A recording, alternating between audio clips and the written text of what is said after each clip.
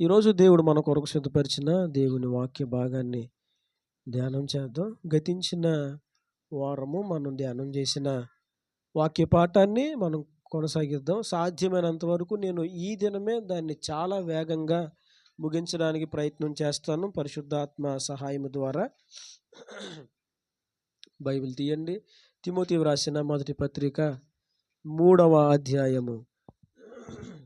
తిమోతికి రాసిన మొదటి పత్రిక 3వ అధ్యాయము 15వ వచనాన్ని చదవండి.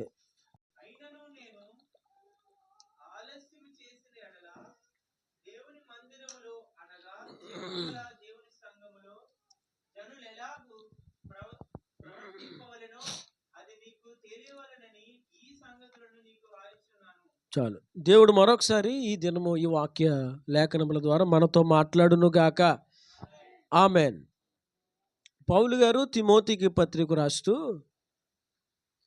నేను నీ దగ్గరికి రావాలని చూస్తున్నాను, అయితే ఈలోగా నీకు కొన్ని తెలియజేస్తున్నాను, అవి జాగ్రత్తగా నువ్వు గుర్తుపెట్టుకో. నేను ఏవి క్రమాలు చెప్తున్నానో అవి నువ్వు అనుసరించాలి, సంఘానికి కూడా నేర్పించాలి. ఎందుకంటే జీవము గల దేవుని సంఘములో జనులు ఎలాగున ప్రవర్తించాలో అది సంఘం తెలుసుకోవాలి, నువ్వు కూడా తెలుసుకోవాలి అని తిమోతి గారితో పౌలు గారు పత్రిక ద్వారా మాట్లాడారు. గతించిన వారు నేను జ్ఞాపకం చేశాను. లోకములో చాలా రంగాలు ఉంటాయి, అయితే ఇది సేవా రంగము, ఈ దైవికపరమైన సేవా రంగం. ప్రతి రంగంలో కొన్ని క్రమాలు ఉంటాయి, కొన్ని నియమాలు ఉంటాయి, కొన్ని పద్ధతులు కట్టుబాట్లు ఉంటాయి. అలాగే జీవము గల దేవుని సంఘములో కూడా కొన్ని క్రమాలు కట్టుబాట్లు పద్ధతులు ఉంటాయి. ఇవి మనకి చాలా అవసరం. ప్రభు నాకు ఈ సందేశం ఇచ్చినప్పుడు, ప్రభా ఎందుకు ఇప్పుడే, మనం మనుషులం కదా,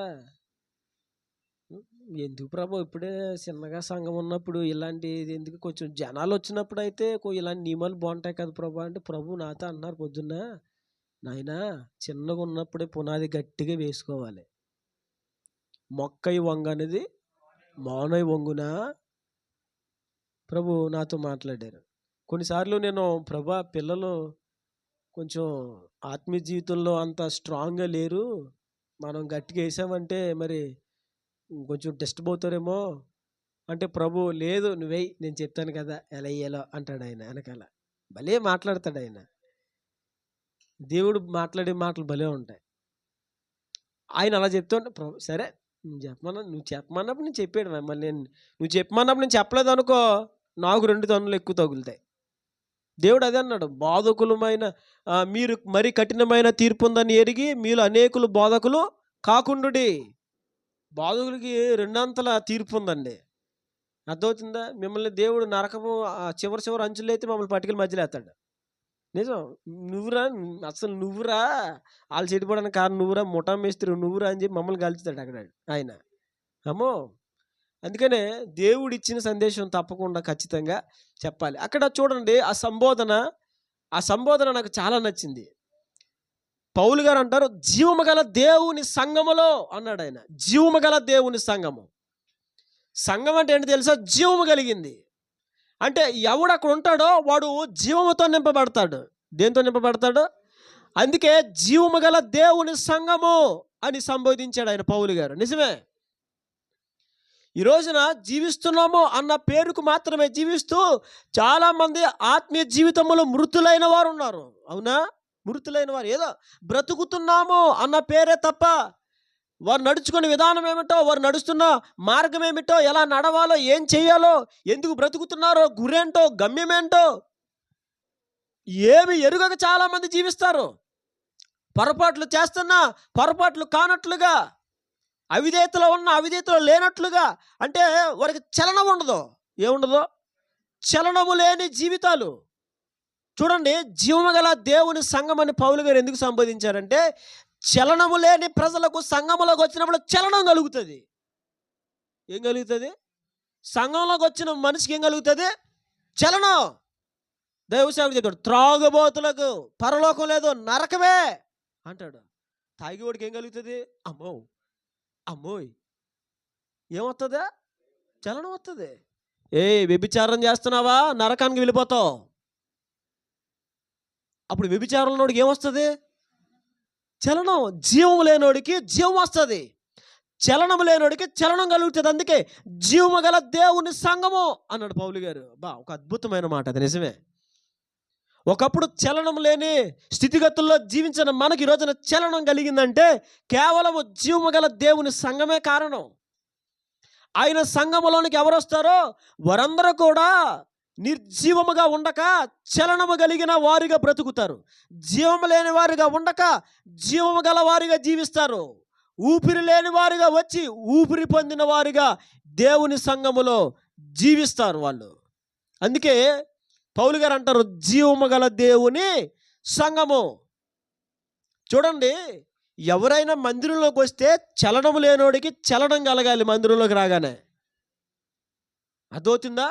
మందిరంలోకి రాగానే ఇక్కడ వాక్యం విన్నా, ఇక్కడ క్రమం చూస్తున్నా, ఇక్కడ విధానాలు చూస్తున్నా, ఇక్కడ ప్రకటనలు వింటున్నా, చలనము లేని వాడు ఎవడు లోపలికి వచ్చినా వాడిలో ఒక చలనం కలగాలి. అమ్మో అవునా అంటే ఎంతవరకు నేను చేసింది తప్ప అంటే చలనం వస్తుంది. చెప్పాను కదండి, మరణం అనేది 2 రకాలు. ఒకటి ఆత్మీయ మరణము, రెండోది శారీరక మరణం. ఆత్మీయ మరణము, శారీరక మరణం. శారీరక మరణం అంటే ఇంకా ఈ బాడీ తీసుకెళ్ళి భూమిలో పెట్టేస్తారు. ఆత్మీయ మరణం అంటే మనిషి బ్రతికే ఉంటాడు, కానీ అతనిలో దేవుని ఆత్మ ఉనికి ఉండదు, అతనిలో ఒక చలనము ఉండదు. అర్థమవుతుందండి? అది ఇప్పుడు ఇలాగున ఆత్మీయ జీవితంలో మృతులై చలనము లేని పరిస్థితుల్లో బ్రతుకుతున్న మనుషులకు చలనము కలిగించేది, వారిని తట్టేది, వారిని స్తంభింపజేసేది, వారిని మేల్కొలిపేది దేవుని జీవము గల సంఘము. దేవునికి మహిమ కలుగును గాక. ఇలాంటి సంఘములో ఎలాంటి క్రమాలు ఉండాలో, ఎలాంటి నియమాలు ఉండాలో పౌలు గారు తిమోతికి తెలియజేస్తూ వచ్చారు. తిమోతి ఇలా ఉండాలి. గతించిన వారు మనం జ్ఞాపకం చేసుకున్నాం కదా. ఇదిగో సంఘములో సత్యవాక్యమే ఉండాలి, కల్పన కథలు ఉండకూడదు. అండ్ అవునా కదా? సత్యమునకు భిన్నమైన బోధ సంఘములో ఉండకూడదు. కల్పనా కథలు లేకుండా చూడు, మితము లేని వంశావళులు, బైబిల్లో లేని ఇతర వంశావళులు ఏమీ లేకుండా చూసుకో. అంతేకాదు, ఇదిగో సంఘములో ఉన్న వాళ్ళ పురుషులకు చెప్పు, పురుషులు ఎలా ఉండాలి, వారు కోపిస్తులుగా ఉండకూడదు, గొడవలకు పోయేవారుగా ఉండకూడదు, వారు అపవిత్రమైన చేతులు కలిగిన వారుగా ఉండకూడదు, వారు పవిత్రమైన చేతులెత్తి ప్రార్థన చేసేవారిగా ఉండాలి. ఇలా కొన్ని క్రమాలు మనం తెలుసుకున్నాం. సంఘములో ఇవి చాలా ఇంపార్టెంట్ అండి. దేవుని జీవగల సంఘములో సంఘ సంబంధమైన నియమాలు చాలా అవసరం, ఇవి ఉండాలి. ఈ రోజున ఒక మాట చెప్తున్నానండి, పరిచర్య చేయడం మంచిదే, ఒక వ్యక్తి సేవ చేయడం మంచిదే, ఒక వ్యక్తి విశ్వాసిగా సంఘములో కొనసాగడం మంచిది, అవన్నీ మంచియే. అయితే నేను ఒక మాట చెప్తాను, మనము దేవునితో ఇవన్నీ ఏంటంటే దేవునితో సహవాసం చేస్తున్న క్రమాలు ఇవన్నీ కూడా. అయితే ఈ క్రమంలో మనం బాగా గుర్తుపెట్టుకోవాల్సింది ఏంటంటే, మనము అసలు ఆయన సన్నిధిలో ఎలా నడుచుకోవాలి, ఆయన విధి విధానాలు ఏమిటి అనేవి మనం తెలుసుకోవాలి. మొట్టమొదటి ఇది వెరీ ఇంపార్టెంట్. ఏదో మనం వెళ్తున్నాము, ప్రార్థనలో పాల్గొన్నాము, వచ్చేసాం కాదు. అక్కడ విధానాలు ఏంటి, దేవుడు చెప్తున్న క్రమాలు ఏమిటి, మనం వేటిని గైకోవాలి, వేటిని అనుసరించాలి అనే దాని మీద మనం దృష్టి పెట్టడం చాలా ఇంపార్టెంట్. ఎందుకంటే సంఘం అంటే అది జీవము కలిగినది, చలనము లేని వారికి చలనమును కలిగించేది, స్పర్శ లేని వారికి, సోయలో లేని వారికి ఉనికిని కలిగించేదే జీవము కలిగిన దేవుని సంఘము. అందుకే పౌలు గారు తిమోతికి చెప్తారు, ఇదిగో ఈ విధంగా ఉండాలి సంఘములో, పురుషులు ఎలా ఉండాలి, అక్కడ బోధన విధానం ఎలా ఉండాలి, సత్యవాక్యమే బోధించాలి, కల్పనా కథలు రానివ్వకూడదు, పురుషులు ఈ విధమైన క్రమంలో కొనసాగాలి అని ఇలా చెప్తూ వచ్చారు. ఈరోజు కొన్ని విషయాలు మీకు జ్ఞాపకం చేస్తాను. సంఘములో ఇంకా దేవుని బిడ్డలు ఎలా ఉండాలో 2వ అధ్యాయము, గతించిన వారని చెప్పాల్సిన పాయింట్ అది, నేను అది మిస్ చేశాను. 2వ అధ్యాయం 1 నుంచి చూడండి. మనము సంపూర్ణ భక్తియు మాన్యతయు కలిగి నెమ్మదిగాను సుఖముగాను బ్రతుకు నిమిత్తము, అన్నిటికంటే ముఖ్యముగా మనుషులందరి కొరకును, రాజుల కొరకును, అధికారుల కొరకును విజ్ఞాపనములను, ప్రార్థనలను, కృతజ్ఞతాస్తుతులను చేయవలెనని చెప్పుచున్నాను. చెప్పుచున్నానా, హెచ్చరించున్నానా? ఏమన్నాడు అక్కడ ఆయన? చెప్పుచున్నాను అని అనలా, హెచ్చరించుచున్నాను. చూడండి, పౌలు గారు మాట్లాడుతూ, బాబు సంఘములో ఉన్న సభ్యులైన మీరు, విశ్వాసులు లేదా నువ్వు, సంపూర్ణ భక్తి, మాన్యత, నెమ్మది కలిగి సుఖముగా బ్రతుకు నిమిత్తము మీరందరూ ఏమి చేయవలసి ఉన్నదంటే, ఇదిగో మనుషులందరి కొరకు, రాజుల కొరకు, అధికారుల కొరకు విజ్ఞాపనలు, ప్రార్థనలు, కృతజ్ఞతాస్తుతులు, యాచనలు చేయాలని హెచ్చరిస్తున్నాను. హెచ్చరిక ఏంటంటే, అది ఒక జీవము గల దేవుని సంఘము చేయాల్సిన పని ఏంటంటే, ఇదిగో అధికారుల కొరకు, మనుషులందరి కొరకు. ఎవరి కొరకు? చాలా జాతికి ఉంది అక్కడ, ఒక జాతి ప్రజల కొరకు అనలా, మనుషులందరూ. ఎవరు? మనుషులందరూ. ఏ కులమైనా, ఏ మతమైనా, ఏ గోత్రమైనా, ఏ ప్రాంతమైనా, ఏ దేశానికి చెందిన వ్యక్తి అయినా, అర్థమవుతుందండి, వారందరి కొరకు మనం ఏం చేయాలి? మనుషులందరూ అంటే భారతదేశంలో ఉన్న మనుషులేనా? కాదు. మన మీద దేవుడు పెట్టిన ఒక ఉన్నతమైన బాధ్యత ఏంటంటే, సంఘానికి దేవుడు పెట్టిన ఒక నియమం ఏంటంటే, సంఘము ప్రజలందరి కొరకు ప్రార్థన చేయాలా. ఎవరి కొరకు? ప్రజలందరి కొరకు. లేదండి, నేనును నా ఇంటి వారును యెహోవానే సేవింతుము, ఇంకెంతసేపు అదే. కొంతమంది నేను నా ఇల్లు కాదు. దేవుడు సంఘానికి చెప్పింది ఏంటంటే, ప్రజలందరి కొరకు ప్రార్థన చేయాలి. నువ్వు అలా చేస్తే చక్కగా నెమ్మదిగా సుఖంగా బతుకుతావు, సంపూర్ణ భక్తి కలిగి బ్రతుకుతావు. అవి అలా ఉండాలంటే నువ్వు ప్రజలందరి కొరకు, రాజుల కొరకు, అధికారుల కొరకు ప్రార్థనలు, యాచనలు, కృతజ్ఞతాస్తుతులు చెల్లించాలి. ఇది సంఘములో ఉండాల్సిన క్రమం అండి. ఇది ఎవరు మర్చిపోవద్దు.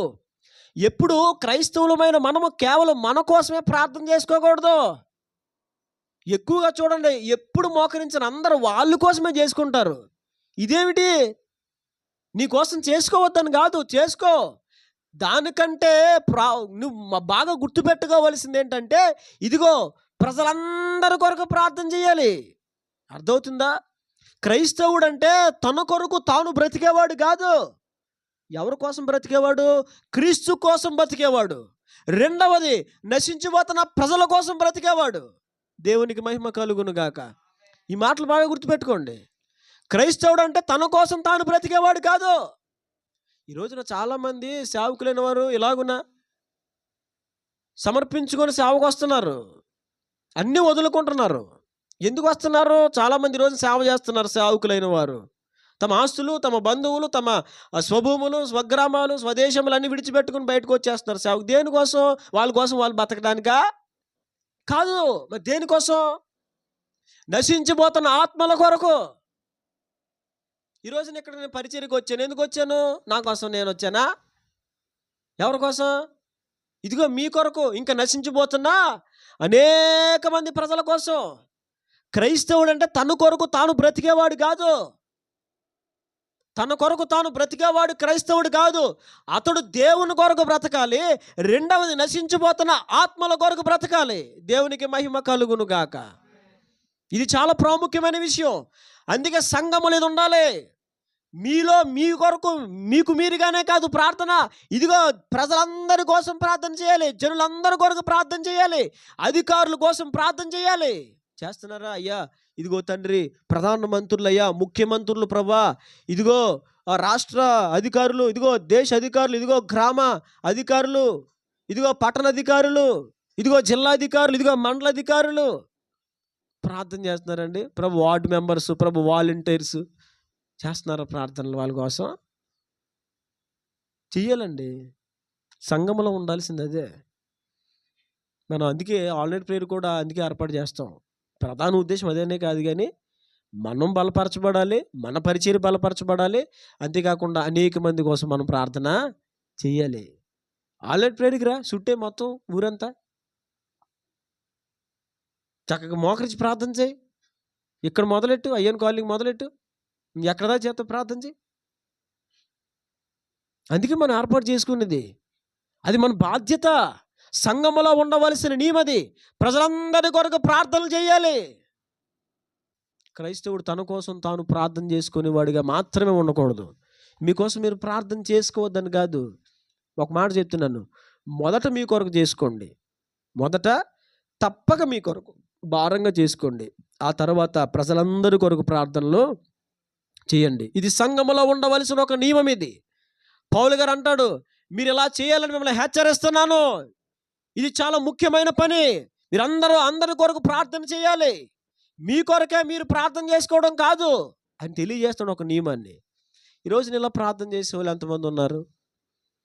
వాళ్ళ అవసరతల కొరకు, వారి ఇబ్బందుల కొరకు, వారి కష్టాలు, వారి శ్రమల కొరకు ప్రార్థన చేసుకునే వాళ్ళు ఉన్నారే తప్ప, ప్రభా ఆయా జాతి ప్రజలు, ఆయా ప్రాంతపు ప్రజలు ఎంతోమంది తండ్రి నశించిపోతున్నారు, ఇదిగో ఎంతోమంది అజ్ఞానులు ఉన్నారు, ఇదిగో ఎంతోమంది వ్యభిచారులు ఉన్నారు, దుర్వ్యసనాల్లో ఉన్నారు, ప్రార్థన చేస్తున్నారండి. చెయ్యాలి.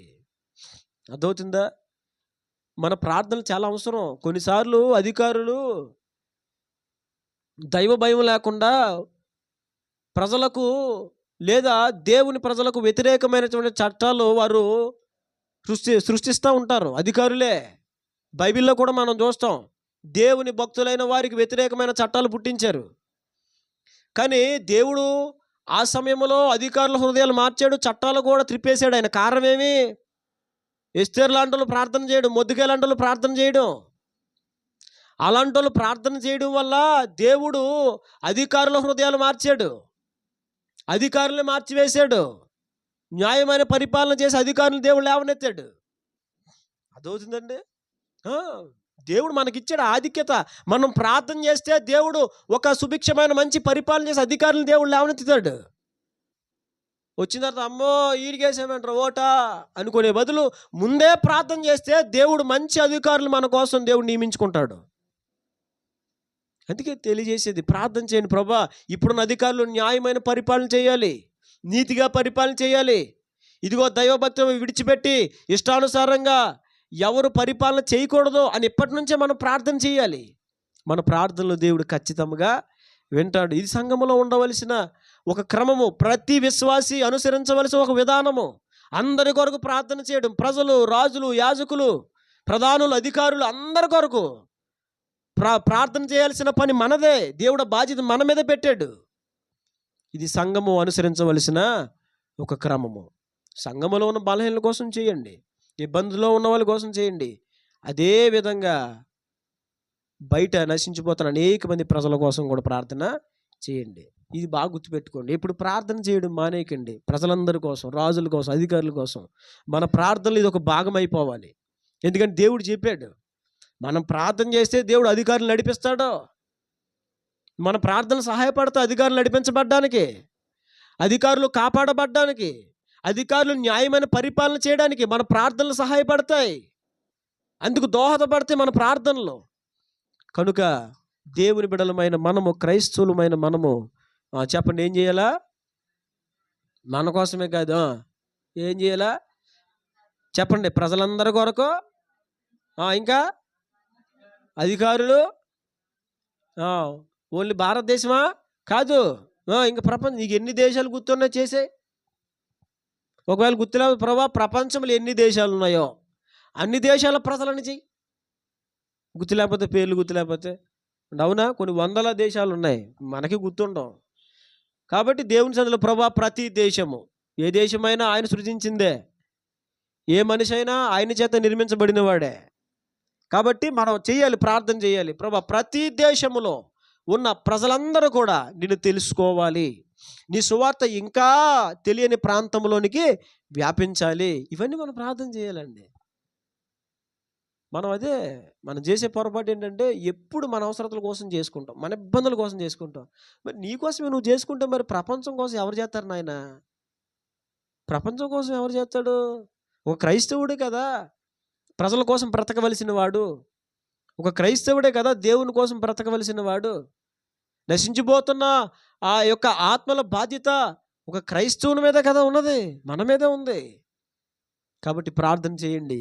ఇది సంఘములో ఉండవలసిన ఒక క్రమము. తర్వాత ఇంకొక విషయాన్ని మీకు జ్ఞాపకం చేస్తాను రండి. అదే తిమోతి రాసిన పత్రికలో పోయిన వారం మనం కొన్ని మాటలు ధ్యానం చేసాం. ఒక మాట నేను మీకు చెప్పకుండా ఆపాను, ఎందుకంటే మీకు వారం చెప్దామన్న ఆలోచనతో నేను ఆ విషయాన్ని ఆపాను. దాన్ని మనం ఈరోజు ధ్యానం చేద్దాం. చూడండి, ఇదే 2వ అధ్యాయంలో 9వ వచనం చదవండి. మరియు స్త్రీలను అనుకువయు స్వస్థ బుద్ధియు గలవారయుండి తగుమాత్రపు వస్త్రముల చేతనే గాని జడలతోనైనను బంగారముతోనైనను ముత్యములతోనైనను మిగుల వెలగల వస్త్రములతోనైనను అలంకరించుకొనక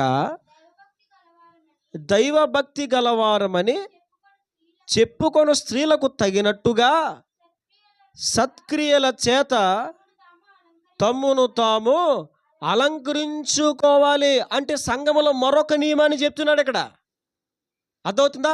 సంఘములో ఉన్న వాళ్ళందరూ ఎలా ఉండాలో మనం విన్నాం. ఇప్పుడు అంటాడు స్త్రీల గురించి మాట్లాడు. స్త్రీల గురించి కొన్ని విషయాలు మనం ధ్యానం చేసాం గతించిన వారం. వస్త్రాలు మిక్కిలి వెలగలిగిన వస్త్రాలు వేసుకోకూడదని, జడ అలంకార వస్తువుగా వాడకూడదని, ఆ స్త్రీ ఏ అలంకారం కలిగి ఉండాలని చెప్పాము మనం గతించిన వారం. సుబుద్ధి కలిగిన ప్రవర్తన కలిగి ఉండాలని, అనుకువ స్వస్థ బుద్ధి కలిగి ఉండాలని, ప్రవర్తన వారి ప్రవర్తన నెమ్మది కలిగిన ప్రవర్తన, విధేయత కలిగిన ప్రవర్తన స్త్రీలో ఉండాలి అని మనం విన్నాం. ఇది సంఘములో స్త్రీలు కలిగి ఉండవలసిన లక్షణాలు. అక్కడ మాట్లాడుతూ తగుమాత్రపు వస్త్రముల చేతనే గాని జడలతోనైనను, ఏమన్నాడు? జడలతోనైనను బంగారముతోనైనను ముత్యములతోనైనను మిగుల వెలగల వస్త్రములతోనైనను అలంకరించుకోవద్దు. ఇప్పుడు ఏం చేయాలంటే దైవభక్తి గలవారమని చెప్పుకున్న స్త్రీలకు తగినట్టుగా సత్క్రియల చేత తమ్మును తాము అలంకరించుకోవాలి. కొంచెం జాగ్రత్తగా వినండి, మీరు విశాల హృదయాలు చేసుకొని వినండి ఈ మాటలు, ఎవరు మిస్అండర్స్టాండ్ చేసుకోవద్దు. సంఘములో కొన్ని నియమాలు ఉన్నాయండి. కొత్త నిబంధనలో కొన్ని నియమాలు ఉన్నాయి పరిచర్యలో. అవి మనం తప్పక తెలుసుకోవాలి. వాటిని మనం గ్రహించి వాటిని మనం అవలంబించాలి తప్పకుండా. నా చిన్నతనంలో ఒక విషయం నేను విన్నాను. మా తాతయ్య గారి సంఘానికి ఒక వ్యక్తి వచ్చేవాడు. పేరు చెప్పనులే, లైవ్ వెళ్తుంది కాబట్టి. ఆయన చిన్నతనంలో ఎంత చిన్నతనం అంటే ఇంచుమించు ఇదిగో హ్యారీ అంత వయసులో కాంగో వాయించేవాడు చర్చిలో. ఒకరోజు ఆ బాబు ఏం చేశాడంటే ఏదేదో పెద్ద పెద్ద పిచ్చి పిచ్చి బొమ్మలు ఉన్న సొక్క వేసుకొచ్చి కాంగో కొడుతున్నాడంట. మా అమ్మగారు చెప్తాను, తర్వాత నేను విన్నాను. ఆ చిన్నతనం నేను లేను, అప్పటికి మా తాతయ్య గారి పరిచయం జరిగిన పరిస్థితులు మా అమ్మగారు చిన్నతనంలో చూసినవి మాకు చెప్పారు. ఆ పిచ్చి పిచ్చి బొమ్మలు ఏవో ఉన్న సొక్క వేసుకొచ్చి కాంగో కొడుతున్నాడు. మా తాతయ్య గారు అన్నారంటే, ఒరే ఆ చొక్క ఏట్రా, అదేంటి అలాంటి చొక్క వేసుకోండి, తీసేసిరా, చొక్కా మార్చుకోండిరా, బాగాలేదు, అలాంటి చొక్క వేసుకుని కూర్చొని కాంగో కొడుతున్నామేంటి అన్నారట. మా తాతయ్య గారు వెళ్ళిపోయాడు.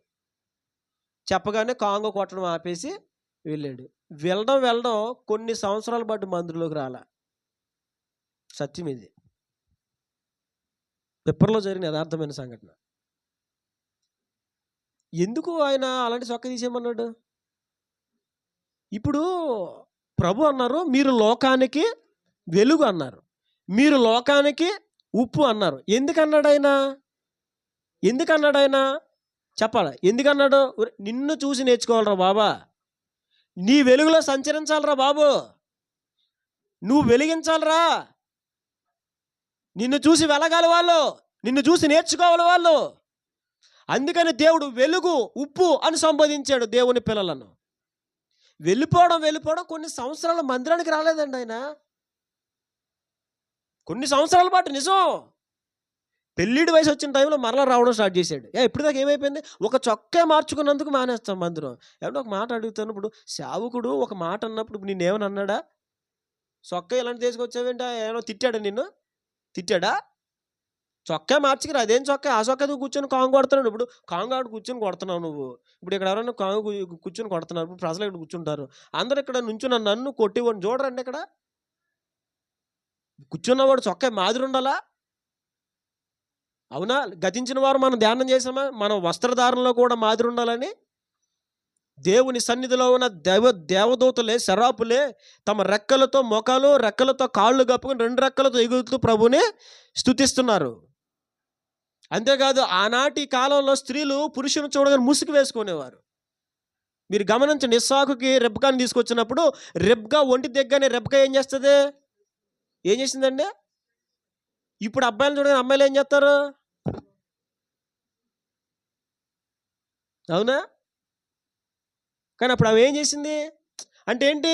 దేహమును కప్పుకోవాలి. పురుషుని ముందు అప్పుడు కప్పుకోవాలనే నియమం ఉన్నప్పుడు మరి దేవుని ముందు ఎలా కప్పుకోవాలి? ఆ ఒక్క క్రమాన్ని మా తాతయ్య గారు చెప్పినందుకు మానేశాడు ఆయన. ఆయన సంగతి ఎందుకులే, పెద్ద భక్తులే చెప్పేస్తున్నాను. కానీ మా తాతయ్య గారు, రే ఏంట్రా ఆ జీన్ ప్యాంట్ ఏంట్రా, దాని మీద డిజైన్ ఏంట్రా అని అంటే మా తాతయ్య గారు మమ్మల్ని, ఏంటి మమ్మీ తాతయ్య గారు ప్రతి ప్యాంటుకి వంకాడతాడు ఈయన, ఏంటి మమ్మ బాబాయ్ అయినా బొత్తిగానే తెలీదు చేయదు, వేసుకుంటే ఏమైంది ఇప్పుడు అని మేము వెనకాల మా అమ్మగారు బుర్ర తినేసేవాళ్ళు. మేము చాలాసార్లు మా తాతయ్య గారిని ఎదిరించిన వాళ్ళమే, మా తాతయ్య గారి మీద బోల్సాల్సి అనుకున్న వాళ్ళమే. ఈ చొక్కా అంటాడు, ప్యాంట్ అంటాడు, ఇదేంటా అదేంట అంటాడు, ఇంకేం వేసుకోవాలేటి బోల్సార్లు విసుక్కున్నాం మా తాతయ్య గారి మీద. ఆయన బాధ ఏంటి? ఇది జీవము గల దేవుని సంఘము. దేవుని సంఘములో నువ్వు ఏ పాత్ర పోషించినా నీ వస్త్రధారణ కూడా మాదిరిగా ఉండాలి. నిజం. ఎందుకని? సంఘములోనికి వచ్చిన వారు మనం చూసి నేర్చుకోవాలి. సంఘం అంటే ఏంటి? జీవము కలిగింది. చలనము లేని వాళ్ళు చలనం కలిగించాలి. అలా ఉండాలి. అర్థమవుతుందండి? ఇప్పుడు లోకంలో ఎన్నో నియమాలు ప్రతి చోట. ఇప్పుడు విద్యా రంగం ఉంది. నేను డిగ్రీ బీకామ్ చదువుకున్న టైంలో, నేను బీకామ్ సెకండ్ ఇయర్కి వచ్చినప్పుడు ఒకరోజు మా లెక్చరరు ఇద్దరి మీద ముగ్గురు మీద భయంకరంగా సీరియసాడు. రే లేకండ్రా పైకి మీరు అన్నాడు. నాకు అర్థం అవ్వలే. ఇలా అర్జెంట్గా లేకండ్రా, బయటికి పోండ్రా మీరు అన్నాడు. ఇదేంటిది, అలా ఏం అల్లరి చేయలేదే, ఫోన్లో ఏం తీసుకురాలేదు, సీరియస్ అయిపోయాను, బయటికి పోమంటున్నాడు ఏంటి? అలా చూస్తూ ఉన్నాను. ఎరా షర్ట్కి బటన్ లేదారా, ఏ బెటరా, నేను రౌడీలా మీరు అని అడిగాడు ఆయన. పెట్టు పైన బటన్ పెట్టు, క్లాస్ అయ్యే వరకు మళ్ళీ లోపలికి రానివ్వాల. ఏం పెట్టాలి ఇక్కడ? బటన్ పెట్టాలి. అంతేకాదు, నేను డిగ్రీ చదువుకున్నప్పుడు అసలు లెక్చరర్స్ ఊరుకునేవారు కాదు. ఎవడైనా కటింగ్ సరిగ్గించాలి, ఆ కటింగ్ ఏంట్రా, ఏమనుకుంటున్నావు, ఇదే కాలేజ్ అనుకుంటున్నావా లేకపోతే ఏమనుకుంటున్నావు నువ్వు? ఏమనుకున్నావు నువ్వు? స్టూడెంట్వా లేకపోతే రౌడీవా? ఇలాగ అడిగేవారు. కటింగ్ వేయించుకోవడం డబ్బు లేకపోతే ఇస్తాను, వెళ్ళి కటింగ్ వేయించుకో. ఆ జుట్టేంటి, గుండి పెట్టవేమి పైన చెప్పేవారు. ప్రతి ఒక్కడు పైన బటన్ పెట్టాల్సిందే. ఎవడు రౌడీ లేక బటన్ తీసుకురాకండి. బటన్ లేదా బయట పంపేస్తాను, మా సార్లాగా చెప్పేవాడు. బటన్ పెట్టాల్సిందే, బయట పంపేసాడు వాళ్ళని. ఇప్పుడు ఏంటి, నా చొక్కా బటన్ పెట్టుకుంటూ లేదు మానేస్తాను. నీ కాలేజీకి రావాలా, నేను వెళ్ళిపోతానులే అని వెళ్ళిపోతాడా? ఖచ్చితంగా మళ్ళీ వస్తారు అలా. బటన్ పెట్టారు అంతే. ఎందుకని? అది అక్కడ నియమము. ఏంటంటే అది అక్కడ నియమము. మందిరంలో కొన్ని నియమాలు ఉంటాయి. అందుకే దేవుడు ప్రతిదీ కూడా చాలా సుస్పష్టంగా మనకు తెలియజేశాడు. ఒక సంఘం ఎలా ఉండాలి, సంఘములో పురుషులైనా సేవకుడైనా, సేవకుడు చెప్పే బోధ అయినా, ప్రవర్తన అయినా, పరిచారకులైనా, పెద్దలైనా ఎలా ఉండాలి, వారి క్యారెక్టర్స్ ఎలా ఉండాలి, వారి విధానాలు ఎలా ఉండాలి. సంఘములో కొంచెం ముందుకెళ్తే మనం దాన్ని ధ్యానం చేస్తాం. సంఘములో పరిచారకులను కూడా ఎలా ఏర్పాటు చేయాలి తెలుసా? అలాంటి అపోస్తుల కాలంలో క్రమము, సంఘ క్రమం అప్పటిదే కదా, ఇప్పుడు సంఘ క్రమం. ఒక పరిచారకుని ఏర్పాటు చేయాలంటే ముందు వాడిని టెస్ట్ చేయాలంట. ఏం చేయాలి? టెస్ట్ చేయాలి. 100 రూపాయలు ఇస్తాం, ఏది తెమ్మంటాం, మళ్ళీ పట్టుకొచ్చి అక్షరాలుగా అప్పగించాలి. అదవుతుందా? ఇంక కొన్ని టెస్టులు ఉంటాయి, భక్తులు కొన్ని విధానాలు ఉంటాయి. మా పెద్దనాన్నగారు సేవకి వెళ్ళినప్పుడు మా పెద్దనాన్నగారిని అలాగే టెస్ట్ చేశారండి. ఏసన్న గారు మా పెద్దనాన్నగారు ఇప్పటికీ అక్కడే మినిస్ట్రీలోనే సేవ చేయాలి. కానీ కొన్ని పరిస్థితులను బట్టి ఆయన బయటకు వచ్చి వేరేగా చేసుకుంటున్నారు సేవ. మొట్టమొదటిగా మా పెద్దనాన్నగారు యేసన్న గారి మినిస్ట్రీలోకి వెళ్తే హోసన్న మినిస్ట్రీలో భోజనాలు జరుగుతే మా పెద్దనాన్నగారు భోజనం చేస్తున్నారంట కొత్త. యేసన్న గారు డైరెక్ట్గా మా పెద్దనాన్నగారు సొంత పెద్దనాన్నగారు డైరెక్ట్గా ఆయన దగ్గరికి వెళ్ళి, ఒరే ఈడికి ఎవడ వేసాడు గుడ్డి తీసాడు కంచంలో నుంచి, ఇడికి గుడ్డి ఎందుకు ఇడికి గుడ్డి ఎందుకు ఇడికి ఏం చేశాడని గుడ్డిడికి తిని గుడ్డి తినడికే అనంట ఆయన. మా పెద్దనాన్నగారు బాధ ఓ పక్కన కంగారు పడిపోయారంట. ఇది నేనేం చేశాను, ఇది నేనేం చేయలేదు కదా, నా కంచంలో గుడ్డి తీసామన్నాడు పాస్టర్ గారు యేసన్న గారు, ఇదేంటి అన్నేంటి ఎలాగన్నాడు అని అలా మనసులో బాధ పెట్టుకుని అలాగే ఉన్నాడంట ఆయన. సరే ఎందుకు అన్నాడు ఏమన్నాడు మనకు తెలీదు, నేనైతే మరి ఏం చేయలేదు, నేనేం తప్పుగా నడుచుకోలేదు, మరి ఎందుకన్నాడు నాకు తెలియదు అని చెప్పి కొద్దిసేపు బాధపడిన మరలా ప్రభా మరి నేను నీ సేవ కోసం వచ్చాను, నీ సేవ కోసం ఉన్నాను, మరి దైవ సేవకుడు ఎందుకు అలాగన్నాడు, ఎవరు నా కోసం ఏం చెప్పారు నాకు ఏం తెలియదు అని చెప్పి ఆయన మౌనంగా అలా ఊరుకున్నాడంట. కొన్ని రోజులు పోయిన తర్వాత ఆయన అబ్రహాము అని పిలిచారంట. ఆ అబ్రహాం గారు కాదు, ఇప్పుడున్న అబ్రహాం గారు కదా, మా పెద్దనాన్న గారు ఆయన అబ్రహాం గారు. అబ్రహాంని పిలిచి దగ్గర కూర్చోబెట్టి, రా నాన్న భోంచే అని చెప్పి, రే వీడికి 2 గుడ్లు ఏంట్రా, 2 గుడ్లు ఏంటి తిన్నానా అన్నాడు. ఏంటన్నా అంటే, రే నేనే తీసామనరా గుడ్డు, అసలు నువ్వు ఉంటావా పోతావా అని. ఏంటది నువ్వు ఉంటావా? ఏమంటే నేను ఒక మాట చెప్తున్నాను, ఈ రోజున మనుషులు ఎంత స్పీడ్గా ఉన్నారో తెలుసా, ఎంత ఉద్రేకంగా ఉన్నారంటే, సేవకుడు ఒక్క మాట అన్నాడా, అవునా కదా, ఇప్పుడు మనం అన్నీ చూడట్లేదా, ఇప్పుడు సేవకుడు ఒక మాట అనడానికి సరిపోడండి. ఇప్పుడు సేవకుడు తన గొర్రెలను ఒక మాట అంటాడు, అంటకూడదు, అర్హుడు సేవకుడు, ఉందా ఆ అధికారం దేవుడు ఇచ్చాడు, అంటాడు ఒక మాట అవసరమైతే. నువ్వేం చేయలే నా కాపరే కదా అనుకోవాలి, అవునా కదా, నా కాపర కాకపోతే ఎవడంటాడులే అనుకోవాలి, అవునా కదా. అప్పుడు ఉండేదండి ఆ దీనత్వం, అప్పుడు ఉండేది కాబట్టి ఆయన హక్కును చేర్చుకుని రొమ్ముగా అలాగా హత్తుకొని, రే నేనే అలా చేశాను రా తినరా, రే ఇడికి ఏం కావాలో పెట్టండి అన్నానంట. ఆయన సేవలో స్థిరపరిచాడు ఆయన్ని. అదవుతుందండి. సంఘములో ఒక పరిచారకుడిని ఏర్పాటు చేయాలంటే పరీక్ష పెట్టేవారు, అది అపోస్తుల క్రమము, ఇప్పటికి సంఘ క్రమం అదే. ఇలా సంఘములో కొన్ని క్రమాలు ఉంటాయి, ఆ క్రమాల గురించి మాట్లాడుతూ ఇక్కడ మాట్లాడింది ఏంటంటే, స్త్రీలు ఏం చేయాలంటే అక్కడ చూడండి, తగు మాత్రపు వస్త్రముల చేతనే కానీ స్త్రీలు ఎలా ఉండాలంటే, స్త్రీల కోసమే ఎందుకు చెప్పారు చెప్పండి, ఒక మాట మీకు అర్థమైపోయి ఉంటుంది ఏమండి. స్త్రీల కోసమే పర్టికులర్గా పౌలు గారు తిమోతికి పత్రిక ఎందుకు రాశారు అంటే, స్త్రీల కోసమే రాయలేదు కానీ ఎక్కువగా వాళ్ళ గురించి వివరించి ఎందుకు రాశారు మీరు చెప్పండి. వస్త్రాలు ఏంటది, వస్త్రాలు ఏంటది, వస్త్రాలు ఏంటండి చెప్పండి, వస్త్రాలు. ఒక వాస్తవం మీరు ఒప్పుకోవలసిందే, ఒక వాస్తవం చెప్తున్నాను, మీకు ఉన్నదో లేదో నాకు తెలియదు కానీ ఒకటి మాత్రం ఒప్పుకోవలసిందే, పురుషుల కంటే స్త్రీలకి వస్త్రాలంటే అది నిజం, అవునా కదా. మగవాళ్ళు బట్టలు కొనుక్కున్నారు, నీ ప్యాంటు కొనుక్కొని సొక్క కొనుక్కొని చూపించుకోరు, వీళ్ళు కానీ కొనుక్కున్నారా, ఈ మధ్యలో వచ్చింది కాదు ఇది, ఇదిగో చెల్లి ఇదిగో ఇదే కొనుక్కోను చూసి ఆలోచన చూసావా, ఇదిగో ఇదిగో ఇది బాగుందా, ఈ మధ్యలో కొట్లోకి కూడా వెళ్ళిపోయా, అమ్మ ఏం కావాలమ్మా అని అడిగితే ఉండు మా వాడు ఫోన్ చేస్తాడా, ఎక్కడా షాప్కి వెళ్ళిన తర్వాత కూడా అమ్మ మీకు ఏం కావాలంటే ఉండండి మా చెల్లి ఫోన్ చేద్దే, ఎవరు చేస్తారో దాన్ని తీసుకొచ్చుకెళ్ళామా, లేదు ఫోన్ చేసి ఆ చెల్లి ఇదిగో బాగుందా, ఇది బాగుందా, అవునా కదా. ఎక్కలేని అని బయట వేసుకుంటారు, అబ్బో ఇది ఒక అదొక పెద్ద సముద్రం మనం చెప్పలేము ఇక. అందుకని అన్నాడు, స్త్రీలు తగు మాత్రపు వస్త్రముల చేతనే కానీ అని అన్నాడు. ఎందుకు అన్నాడు అంటే, తగు మాత్రం మీకు చెప్పాను, సభ్యత గల అనే పదం అక్కడ తగు మాత్రపు అనబడింది, ఓకేనా. తెలుగు బైబిల్లో నేను మీకు ఆ మాట చూపిస్తాను, స్టడీ బైబిల్లో నేను ఆల్రెడీ స్క్రీన్ షాట్ తీసి ఉంచాను, స్టడీ బైబిల్లో ఇంకా వివరంగా వ్రాయబడి ఉంటుంది ఆ మాట.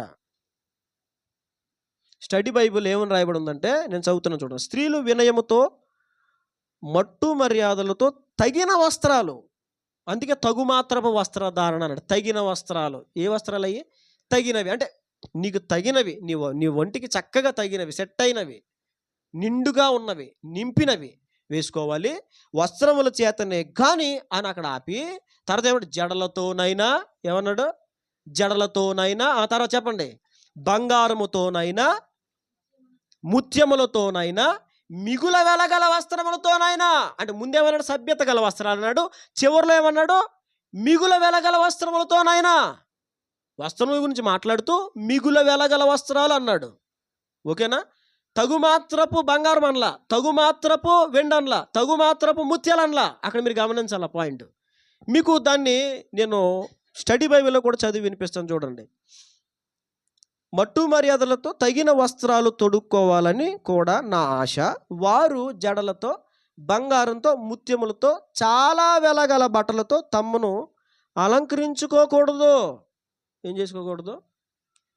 ఈరోజు మనం తెలుసుకోవాల్సిన ఒక మాట, దేవుని సంఘములో ఉన్న దేవుని బిడ్డలైనటువంటి స్త్రీలు, అది బాలికలు కావచ్చు, యవనస్తురాలు కావచ్చు, పెద్దలు కావచ్చు, వారు అలంకరణ చేసుకోకూడదు. ఇది నేను చెప్తుంది కదా, వాక్యం చెప్తున్న సత్యం. అలంకరణ పెట్టుకోకూడదు, నిజం. కొంతమందికి చాలా సందేహాలు. మీకు విషయం చెప్పనా? నేను అన్ని విషయాలు అందరికి నచ్చుతాను. నేను ఎక్కడ అందరికి నచ్చనంటే అలంకరణ చోట అసలు నచ్చను. ఒక అక్క ఉండేది, పేరు ప్రాంతం చెప్పలే, నన్ను చాలా బాగా ఇష్టపడేది. ఎంత ఇష్టపడేదంటే ఒకసారి అన్నది, నీలాంటి నమ్మకమైన సేవకులు ఉండాలి అని అన్నది. అలాంటి అక్క అలంకరణ గురించి నేను మాట్లాడినందుకు ఆమె నాకు దూరం అయిపోయింది. ఒక మాట, ఇప్పుడు బైబిల్లో ఏముంది? మిగుల తగుమాత్రపు వస్త్రముల చేతనే కానీ, జడలతోనైనా, బంగారముతోనైనా, ముత్యములతోనైనా మిమ్మలను మీరు ఏం చేసుకోకూడదు? అలంకరించుకోకూడదు. చాలామంది అడిగేది ఏంటంటే, నేను అవన్నీ చెప్తాను, మీకు వివరంగా చెప్తాను, వినండి. చాలామంది అడిగేది ఏంటంటే, అలంకరణ పెట్టుకోవడం తప్ప? రెండవది, అలంకరణ పెట్టుకోవడం పాపమా? అలంకరణ పెట్టుకుంటే నరకానికి వెళ్ళిపోతామా అని అడుగుతారు. ఇప్పుడు బైబిల్ ఏముంది? అలంకరించుకొనక అనుంది. ఓకేనా? జాగ్రత్తగా వినండి. ఏమనుంది? అలంకరించుకొనక. ఏమో మీరెవరు ఏం ఫీల్ అవ్వకండి, ఓకేనా? వాక్యములో ఉన్న విషయం నేను చెప్తున్నాను, ఓకేనా? అర్థం చేసుకోవడానికి ప్రయత్నం చేయండి, ఓకే? జాగ్రత్తగా వినండి. అలంకరించుకొనక. ఇప్పుడు దేవుడు వద్దు అని చెప్పాడు అంటే పెట్టుకోమని వద్దనా? కొంతమంది ఈ వాక్యాన్ని, చాలామంది పెద్ద పెద్ద సేవకులు ఎలా మిస్లీడ్ చేస్తున్నారంటే, కొంచెం పెట్టుకోవచ్చు, అక్కడ కొంచెం పెట్టుకోవచ్చు అని ఉందా? కొంచెం అని దేని గురించి అన్నదంటే, కొంచెం ఖరీదు అని వస్త్రాల గురించి ఉంది. కొంచెం ఖరీదు, తగు మాత్రపు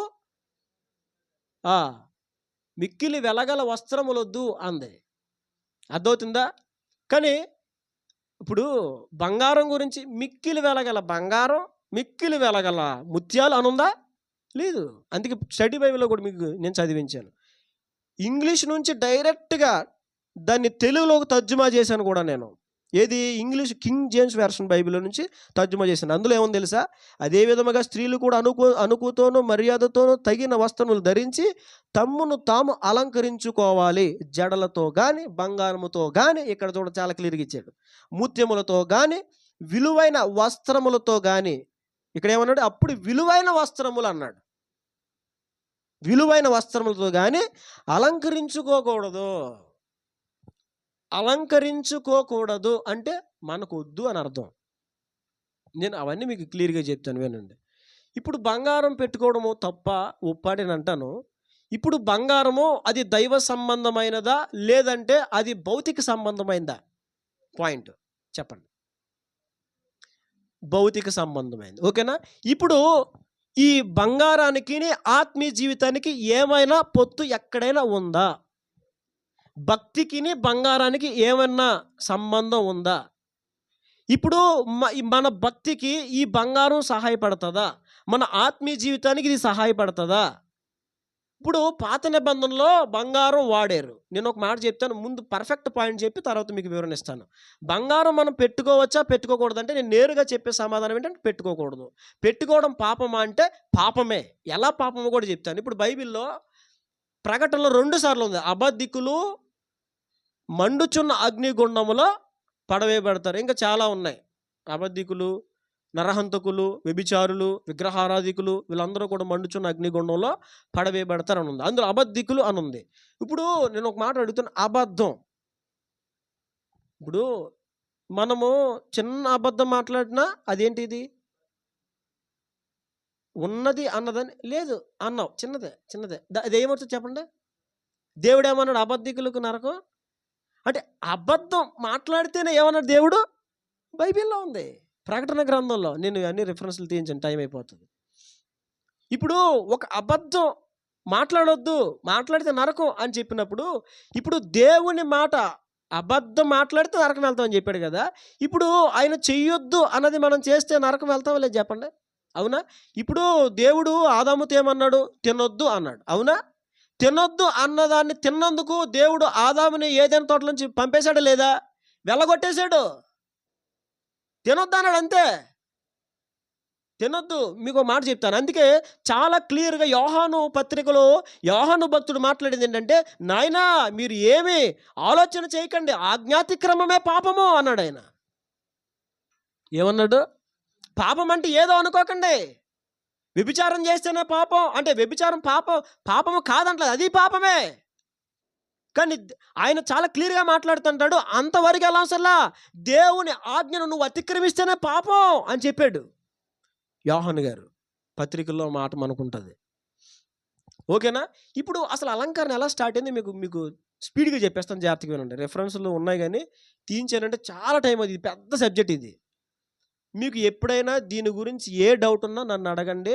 ఆదికాండం నుంచి ప్రకటన వరకు మీకు ఏ డౌట్ ఉన్నా చెప్పడానికి ఐఎమ్ రెడీ, ఎప్పుడైనా సరే రెడీ, ఓకేనా? ఇది మాత్రం మర్చిపోకండి. మీకు జాగ్రత్తగా వినండి చెప్తాను. ఇప్పుడు ఇది ఎలా స్టార్ట్ అయిందంటే జాగ్రత్తగా వినండి. అనాది కాలం నుంచే ఉన్నది, ఇది దేవుడు స్థాపించింది కాదు అలంకరణ అనేది. మీరు అందుకే గమనించండి, అబ్రహాము తన కుమారుని ఇస్సాకు కొరకు భార్యను తీసుకురావడానికి పంపించినప్పుడు ఈ ఎలియాజరు తన కొరకు కొన్ని వెండి కమ్ములు, బంగారపు గడియలు తీసుకెళ్తాడు. అర్థమవుతుందా? అంటే అప్పటికే ఉన్నది, అది దేవుడు స్టార్ట్ చేసింది కాదు. మరి ఎక్కడ స్టార్ట్ అయింది? ఎవరు స్టార్ట్ చేశారు? మొట్టమొదటగా ఈ విగ్రహారాధన అనేది ఈ అలంకరణ అనేది మొట్టమొదటగా గృహ దేవతలను పూజించుకునేవారు. అర్థమవుతాయి కానీ చెప్పిన మాటలో, గృహ దేవతలు పూజించేవారు. అప్పుడు ఆనాటి కాలంలో గృహ దేవతలు పూజించేవారు ఏం చేసేవారంటే, ఆ గృహ దేవతలకు అలంకారం చేసేవారు. ఏం చేసేవారండి? అలంకారం చేసేవారు ఆ దేవతలకి. ఆ అలంకారం వాటికి చేస్తూ చేస్తూ చేస్తూ నెమ్మదిగా ఆ అలంకారం మనుషులు చేయడం స్టార్ట్ చేశారు, ఓకేనా? అలా స్టార్ట్ అయింది. దీనికి ఇప్పుడు అలాగనేది ఇది ఖచ్చితంగా మనం తప్పు, ఆనాటి కాలంలో ఖచ్చితంగా తప్పు అనడానికి లేదు. ఆనాటి కాలంలో ఇప్పుడే తప్పే, ఆనాటి కాలం అలా అనడానికి లేదు. ఎందుకంటే ఆనాటి కాలంలో అలా ప్రారంభమైన ఆ అలంకరణ ఎలా వాడారంటే కొంచెం ఉపయోగకరంగానే వాడారు. జాగ్రత్తగా వినండి, మీకు విచిత్రంగా ఉంటుంది. ఎలా ఉపయోగకరంగా వాడారన్న డౌట్ మీకు రావచ్చు. ఎలా ఉపయోగకరంగా వాడారంటే, ఆనాటి కాలంలో చాలామంది రాజరిక పరిపాలన చేసేవారు. ఎవరు? రాజరిక పరిపాలన. ఇప్పుడు రాజు అనగానే ఏం పెట్టుకుంటాడు? కిరీటం, అవునా? రాజరిక అధికారము కొరకే, రాజు ముద్ర కొరకే ఉంగరం ఉండేది అప్పుడు. రాజు ముద్రతో ఉంగరం, రాజు ముద్ర కలిగిన ఉంగరంతో ఏదైనా ఒకటి ముద్ర వేశాడంటే ఇంకా ఆ చట్టం అది నెరవేరుతుంది. అది మీకు ఎస్తేరు గ్రంథంలో కనిపిస్తుంది. రాజు ముద్రించిన ఉంగరం, అతడు తన ఉంగరమును తీసి హామానికి ఇచ్చి మొర్దెకైకి ఇస్తాడు. నీ ఇష్టం వచ్చినట్టు రాసుకుని వేసే ముద్ర అని చెప్తాడు రాజు. మొర్దెకైకి చెప్పి ఇస్తాడు ఆ ఉంగరాన్ని. గమనించండి, ఇప్పుడు గత కాలంలో ఇవి వాడారు. దేనికి వాడారంటే, రాజులు వాడారు. దేనికి వాడారంటే రాజరికానికి గుర్తుగా. దేనికి గుర్తుగా వాడారు? అప్పుడు రాజులు కిరీటము ఉంగరం పెట్టేవారు. ఉంగరం ఎందుకంటే రాజరికానికి సూచన అది. అందుకే మీరు చూడండి, యోసేపుని చెరసాల నుంచి తీసుకొచ్చిన తర్వాత అతనికి బంగారపు గొలుసు వేస్తారు. రాజు తన ఉంగరం తీసి యోసేపు చేతికి పెడతాడు. ఆ విషయాలు మీకు ఆదికాండంలో కనబడతాయి. మీకు రిఫరెన్స్ చూపించట్లు చెప్పేస్తున్నాను నేను, ఓకేనా? గత కాలంలో ఇవి రాజరికానికి సూచన, ఒక అధికారానికి సూచన. ఏది చెప్పండి? ఒక పదవికి సూచన, ఓకేనా? ఒకడు ఉంగరము ధరించాడు, గొలుసు వేశాడు, కిరీటం పెట్టాడు అంటే అది రాజరికానికి సూచన. ఎప్పుడు? గత కాలంలో అలా వినియోగించేవారు. ఇప్పుడు అది ఉందా?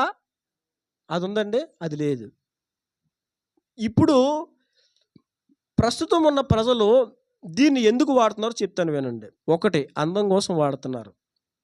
దీనికోసం అందం కోసం వాడుతున్నారు. రెండవది, ఆకర్షణ కోసం వాడుతున్నారు. అర్థమైందండి? మూడవది, తమ స్థితిని చూపుకోవడం కోసం వాడుకుంటున్నారు. ఇవి తప్ప వేరొక చిహ్నాలు ప్రస్తుతం అయితే లేవు. ఇది వాస్తవమా కాదా? ఇది ఖచ్చితంగా వాస్తవం. అప్పుడు అలా వాడారు. కానీ ఇప్పుడు రాజరిక పరిపాలన లేదు. కొత్త నిబంధన వచ్చిన తర్వాత దేవుడు కంప్లీట్‌గా చెప్పేశాడు. ఏమనంటే అట్టివి మీకు అలంకారముగా ఉండక. అలాగని అయితే మరి దేవుడు పాత నిబంధన నుంచి అలంకరణకు దేవుడు సపోర్ట్ చేశాడని చేయలే. అప్పుడు అలా వాడారు. రాజరిక పరిపాలన సూచనల కోసం వాడారు. వాడిన వాళ్ళని దేవుడు ఏమనలా. నువ్వు ఉంగరం పెట్టేవేమి, నువ్వు గొలుసేసేవేమి అని అనలా. ఎందుకంటే ఇది రాజరికానికి సూచన, ఒక పదవికి సూచన, ఒక స్థితికి సూచన, ఒక అధికారానికి సూచన అది. సో వాళ్ళని దేవుడు ఏమనలా. చిహ్నాలుగా వాడారు వాళ్ళు. ఇప్పుడు మాత్రం దేవుడు అడుగుతాడు. ఎందుకంటే మనము దేవునిని బట్టి తప్ప దేనిని బట్టి అతిశయించడానికి లేదు. కొత్త నిబంధనలు దేవుడు ఒప్పుకోలే. అలానే పాత నిబంధన దేవుని అనుసరించిన భక్తులు చేస్తే ఒప్పుకోలే దేవుడు. ఆయన ఆరాధించినప్పుడు ఆరాధించే భక్తులు దీన్ని చేస్తూ ఉంటే ఒప్పుకోలే. అందుకే మొట్టమొదటి మీకు జ్ఞాపకం చేశాను, భక్తికి అలంకరణకి సంబంధము లేదు. చూడండి, ఆదికాండంలో మీకు కొన్ని ఆధారాలు చూపిస్తాను. రండి, ఆదికాండము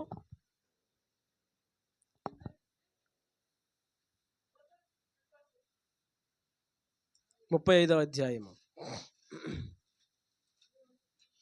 మీకు అంతా క్లియర్గా చెప్తాను. 35వ అధ్యాయము నేను చదువుతానే. 35వ అధ్యాయం మొదటి నుంచి చూడండి. దేవుడు యాకోబుతో, నీవు లేచి బేతేలునకు వెళ్ళి అక్కడ నివసించి నీ సహోదరుని ఏశావు ఎదుట నుండి నీవు పారిపోయినప్పుడు నీకు కనబడిన దేవునికి అక్కడ బలిపీఠమును కట్టమని చెప్పగా, యాకోబు తన ఇంటి వారితోనూ తన యొద్దనున్న వారందరితోనూ, మీ యొద్దనున్న, జాగ్రత్తగా చూడండి, అన్య దేవతలను పారవేసి మిమ్మల్ని మీరు శుచిపరచుకొని మీ వస్త్రములు మార్చుకొనిడి, మనము లేచి బేతేలుకు వెళుదము, నా శ్రమ దినమున నాకు ఉత్తరమిచ్చి నేను వెళ్ళిన మార్గము నాకు తోడైన దేవునికి బలిపీఠమును అక్కడ కట్టిందని చెప్పాను. తన భార్యల్ని పిలిచి యాకోబు ఏమన్నాడో ఆ ప్రస్తావన మనం చూసాం. దేవుడు యాకోబుతో ఏం మాట్లాడా ఆ ప్రస్తావన కూడా ఈ యొక్క 3 వచనాల్లో మనం చూసాం.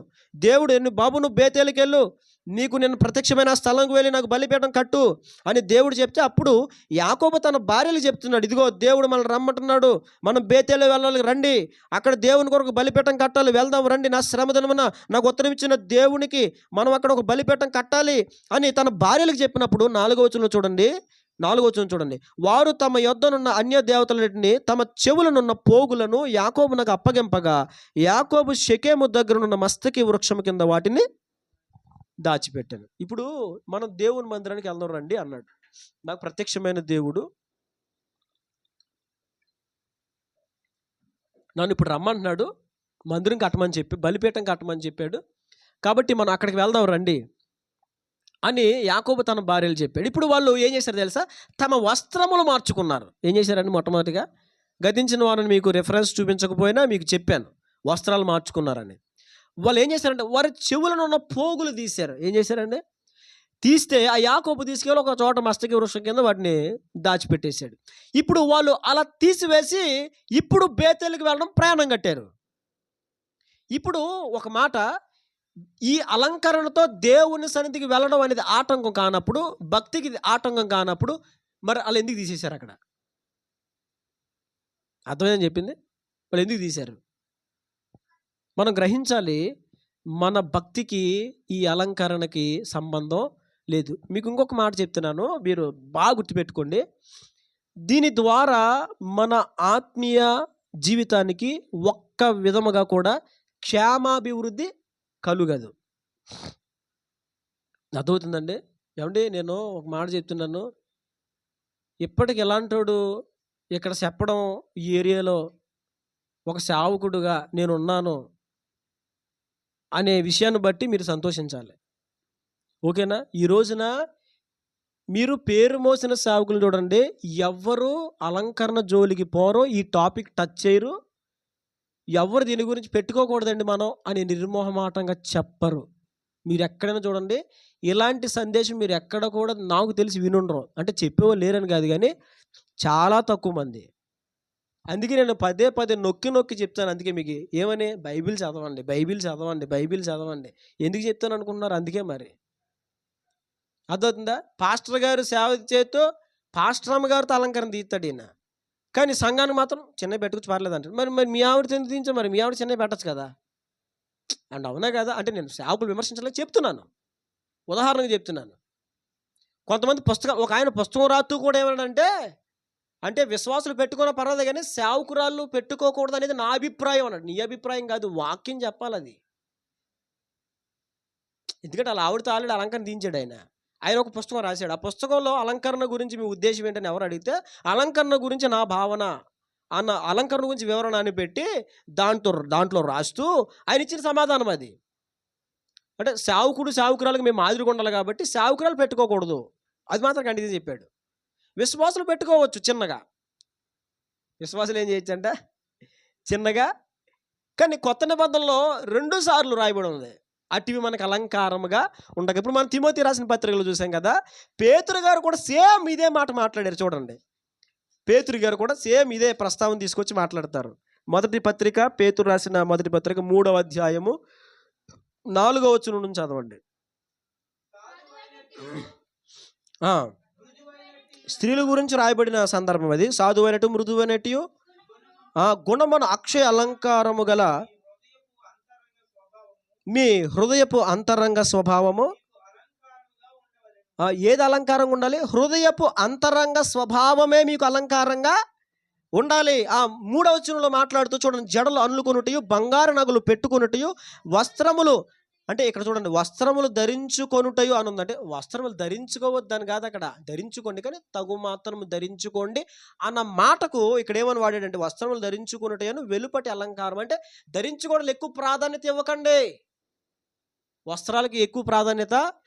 ఈ వాక్యాన్ని ఒక అతను మిస్లీడ్ చేస్తూ, అయితే ఇక్కడ ఏముంది వస్త్రాలు ధరించుకున్నట్టు అన్నాడు కదా, అంటే వస్త్రాలు వేసుకోకూడదా అని అడిగాడు ఒక ఆయన. పేరు పోసిన సేవకుడు హైదరాబాద్లో సేవ చేస్తాడు, 1000 మంది వెళ్తారు ఆయన దగ్గరికి. ఇప్పుడు 1000 మంది వెళ్తారు. ఇలాగా వక్రీకరించి బోధిస్తామని చూస్తున్నప్పుడు నాకు కడుపు ఎలా రగిలిపోద్దంటే, అరే అసలు ఏం చెప్తున్నాడు, విన్న 1000 మంది ప్రజలు ఎలా వెళ్తున్నారు, అందులో ఒక్కడు కూడా వాక్యం తెలీదా? ఇక్కడ వస్త్రాలు అయితే వస్త్రాలు కూడా వేసుకోవద్దండి, అయితే వస్త్రాలు వేసుకోవడం మానేయాలా అన్నాడు. అక్కడ వస్త్రాలు వేసుకోవద్దండి, వేసుకోవడం మానేమనలా. వస్త్రములు ధరించుకొనుటి అని అన్నాడంటే దాని మీద ఎక్కువ అధికంగా దృష్టి పెట్టకండి, దానికి అధికంగా మీరు డబ్బులు పెట్టకండి. దాని గురించి ఆల్రెడీ తిమోతి పత్రికలో పౌలు గారు స్పష్టంగా చెప్పేశారు కదండి. ఇప్పుడు ఇక్కడ పేతురు గారు కూడా ఆయన మాట్లాడాడు, జడలు అల్లుకొనుటి, బంగారు నగలు పెట్టుకొనుటి, వస్త్రములు ధరించుకొనుటను వెలుపటి అలంకారము మీకు అలంకారముగా. ఇది 2వసారి కొత్త నిబంధనలో మీకు నేను చూపించింది. ఇంకా ఇండైరెక్ట్గా కొన్ని మాటలు ఉన్నాయి. సుందరమైన మీ అవయములకు మరి ఎక్కువైన సౌందర్యం అక్కర్లేదు అని ఉంది బైబిల్లో. ఇంకొక చోట రాయబడింది, మీరు వెండి బంగారములను క్షేమను వస్తువుల చేత మీరు విమోచింపబడలేదు కానీ నిర్దోషమైన దేవుని రక్తము చేత మాత్రమే మీరు విమోచించబడ్డారు అని ఉంది కొత్త నిబంధనలో. కానీ ఈ రోజున నాకు బాగా వేదనకరమైన విషయం ఏంటంటే, నేను ఎక్కువగా బాధపడేది ఏంటంటే ఇది ఒకటే. చాలామంది పనే, ఇప్పుడు వాళ్ళు తీసారా తీయలేదా మ్యాటర్ కాదు, చెప్పడము మన వంతు. ఇప్పుడు నేను అబద్ధాలు మాట్లాడదని చెప్తున్నాను, నరకం వెళ్తారు అబద్ధం మాట్లాడితే అని చెప్తున్నాను. ఇప్పుడు మాట్లాడేది లేదు, అది మీ ఇష్టం. అలాగని మాట్లాడమని కాదు, మాట్లాడితే నరకం వెళ్తాను, అందులో నో డౌట్. నేను చెప్పాలి, నేను చెప్పకపోతే దేవునికి నేను లెక్క అప్పగించాలి, అందులో సందేహం లేదు. కొత్త నిబంధనలు అందుకే అంటాడు, అటు మనకు అలంకారముగా ఉండక. ఇప్పుడు యాకోబుతో దేవుడు చెప్పగానే వారు భార్యలు తీసుకుని బయలుదేరినప్పుడు వారు వాటిని తీసేశారు, తీసి మస్తకి వృక్షం కింద పాతిపెట్టి ఏమండి నడండి ఇప్పుడు వెళ్దాం అన్నారు. మరి అట్లు తెలిపొచ్చుగా. అంటే నేను ఒక మాట చెప్తున్నాను, మీరు అర్థం చేసుకుంటారు ఖచ్చితంగా. ఈ అలంకరణ మన ఆత్మీయ జీవితాలకి ఎలాగైనా సహాయపడదండి, సహాయపడదు. ఇది ఏంటంటే మనం దానికి అలవాటు అయిపోయాం. ఎలా అలవాటు అయిపోయామంటే చెప్తాను వినండి. అది మన స్వభావ సిద్ధంగా మన తండ్రులు మన తల్లుల సంతానం నుంచి వచ్చేసింది. ఇప్పుడు దాన్ని మనం కట్ చేయాలంటే ఎలా ఉంటుందంటే, అమ్మో ఇప్పుడు తీసేసాను అనుకో, ఏంటే మొత్తం ఓడగొట్టేసా, ఏంటి ఒలిసేవేంటి ఏమంటున్నారు ఇప్పుడు, ఒలిసేనంట. ఏంటి ఒలిసేయడానికి అది ఏమన్నా తేగ, లేకపోతే అదేమన్నా దాన్ని ఏమంటారు, ఒలిసేయడానికి ఇదేమన్నా ఇదేంటి దాన్ని తింటాం కదండి, మా జనపత ఒలిసేసేవేంటి. ఇప్పుడు ఎలా అయిపోయింది తెలుసండి, అలంకరణ లేకుండా మనం గవర్నమెంట్ ట్రైన్ ఎక్కినా కూర్చునే వాళ్ళు కూడా పెద్ద ఏదో అలంకరణ వేయాలని పక్కన కొంతమంది కూర్చోరు, వీళ్ళకైతే గజ్జి అంటేసుకున్నట్టు, ఆ గజ్జి వాళ్ళకి వచ్చేస్తుంది అన్నట్టు. అమ్మ వీళ్ళకి గజ్జి అంటుకుందా నాయన, నాకు వచ్చేది గజ్జి అన్నట్టు లెగిసిపోతారు కొంతమంది. ఒకరోజు ట్రైన్లో నేను అలాంటి సిచ్యువేషన్ ఎదుర్కొన్నాను. నా భార్యను తీసుకుని వెళ్తున్నప్పుడు ఒక ఆమె పక్కన నా భార్య కూర్చుంటే ఆమె నా భార్య ఎలా చూసి ఎన్నెలు వేసిపోయింది. ఎలా చూసింది ఫస్ట్ ఎలా చూసింది, గజ్జుందన్నమా నా భార్యకి, నీకేమైనా అంటిపోద్దా అంటే ఒకట్లే. నేను వాళ్ళని ఎగతాలు చేయదు, వాళ్ళకి తెలియదు, వారు కంప్లీట్గా మార్పు లేని వాళ్ళు. మనం మార్పు చెందిన వాళ్ళం, దేవుని రక్తము చేత కడగబడిన వాళ్ళం, దినదినము మనం నూతన పరచబడుతూ ఉండాలి వాక్యములు. అందుకే అంటాడు పౌలు గారు, ఇదిగో చెప్పు బాబు, సంఘములో స్త్రీలు అలంకరణ చేసుకోకూడదు, స్త్రీలు ఎక్కువ బట్టల మీద దృష్టి పెట్టకూడదు, స్త్రీలు విలువ కలిగిన వస్త్రాలు వేసుకోకూడదు చెప్పు. ఇవన్నీ విధానాలు, వాక్య విధానాలు ఇవన్నీ కూడా స్టార్టింగ్ నుంచి కూడా దేవుడు దీనికి ప్రోత్సాహపరచలేదు. దేవుడు పెట్టుకోండి అని బైబిల్లో చెప్పాడు, పెట్టుకోండి అని చెప్పాడు, ఒక చోట చెప్పాడు దేవుడు. ఎందుకు చెప్పాడు చెప్తాను రండి, మొత్తం ఏ టు జెడ్ అన్నీ తెలియాలి మీకు. రండి, నిర్గమకాండం 3:22 నిర్గమకాండం 3:22 ప్రతి స్త్రీయు పొరుగు దానిని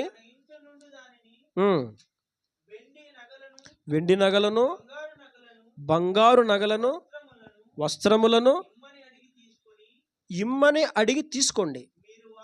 ఇదిగో దేవుడు ఇశ్రాయేలుకి చెప్తున్నాడు, ఇదిగో మీరు ఐగుప్తు దేశం బయటకు వచ్చినప్పుడు ప్రతి స్త్రీ తన పొరుగు, అంటే మీరు ఎక్కడ పని చేస్తున్నారో, ఎవరికి బానిసలుగా ఉన్నారో వాళ్ళ దగ్గర, పురుషుల దగ్గర పురుషులైతే పురుషుల దగ్గర, స్త్రీలైతే స్త్రీల దగ్గర వెండి నగలు, బంగారు నగలు అడిగి తీసుకోండి. తీసుకొని మీరు వాటిని మీ కుమార్తెలకును, మీ కుమారులకును, మీ కుమార్తెలకును ధరింపు చేయండి. ఏమన్నా తెలుసా, మీరు తీసుకోండి, వాటిని మీరు పెట్టుకోండి అనలా, చాలా జాగ్రత్తగా వినండి, మీరు పెట్టుకోమని చెప్పలా, మీరు మీ కుమారులకు, మీ కుమార్తెలకు పెట్టండి.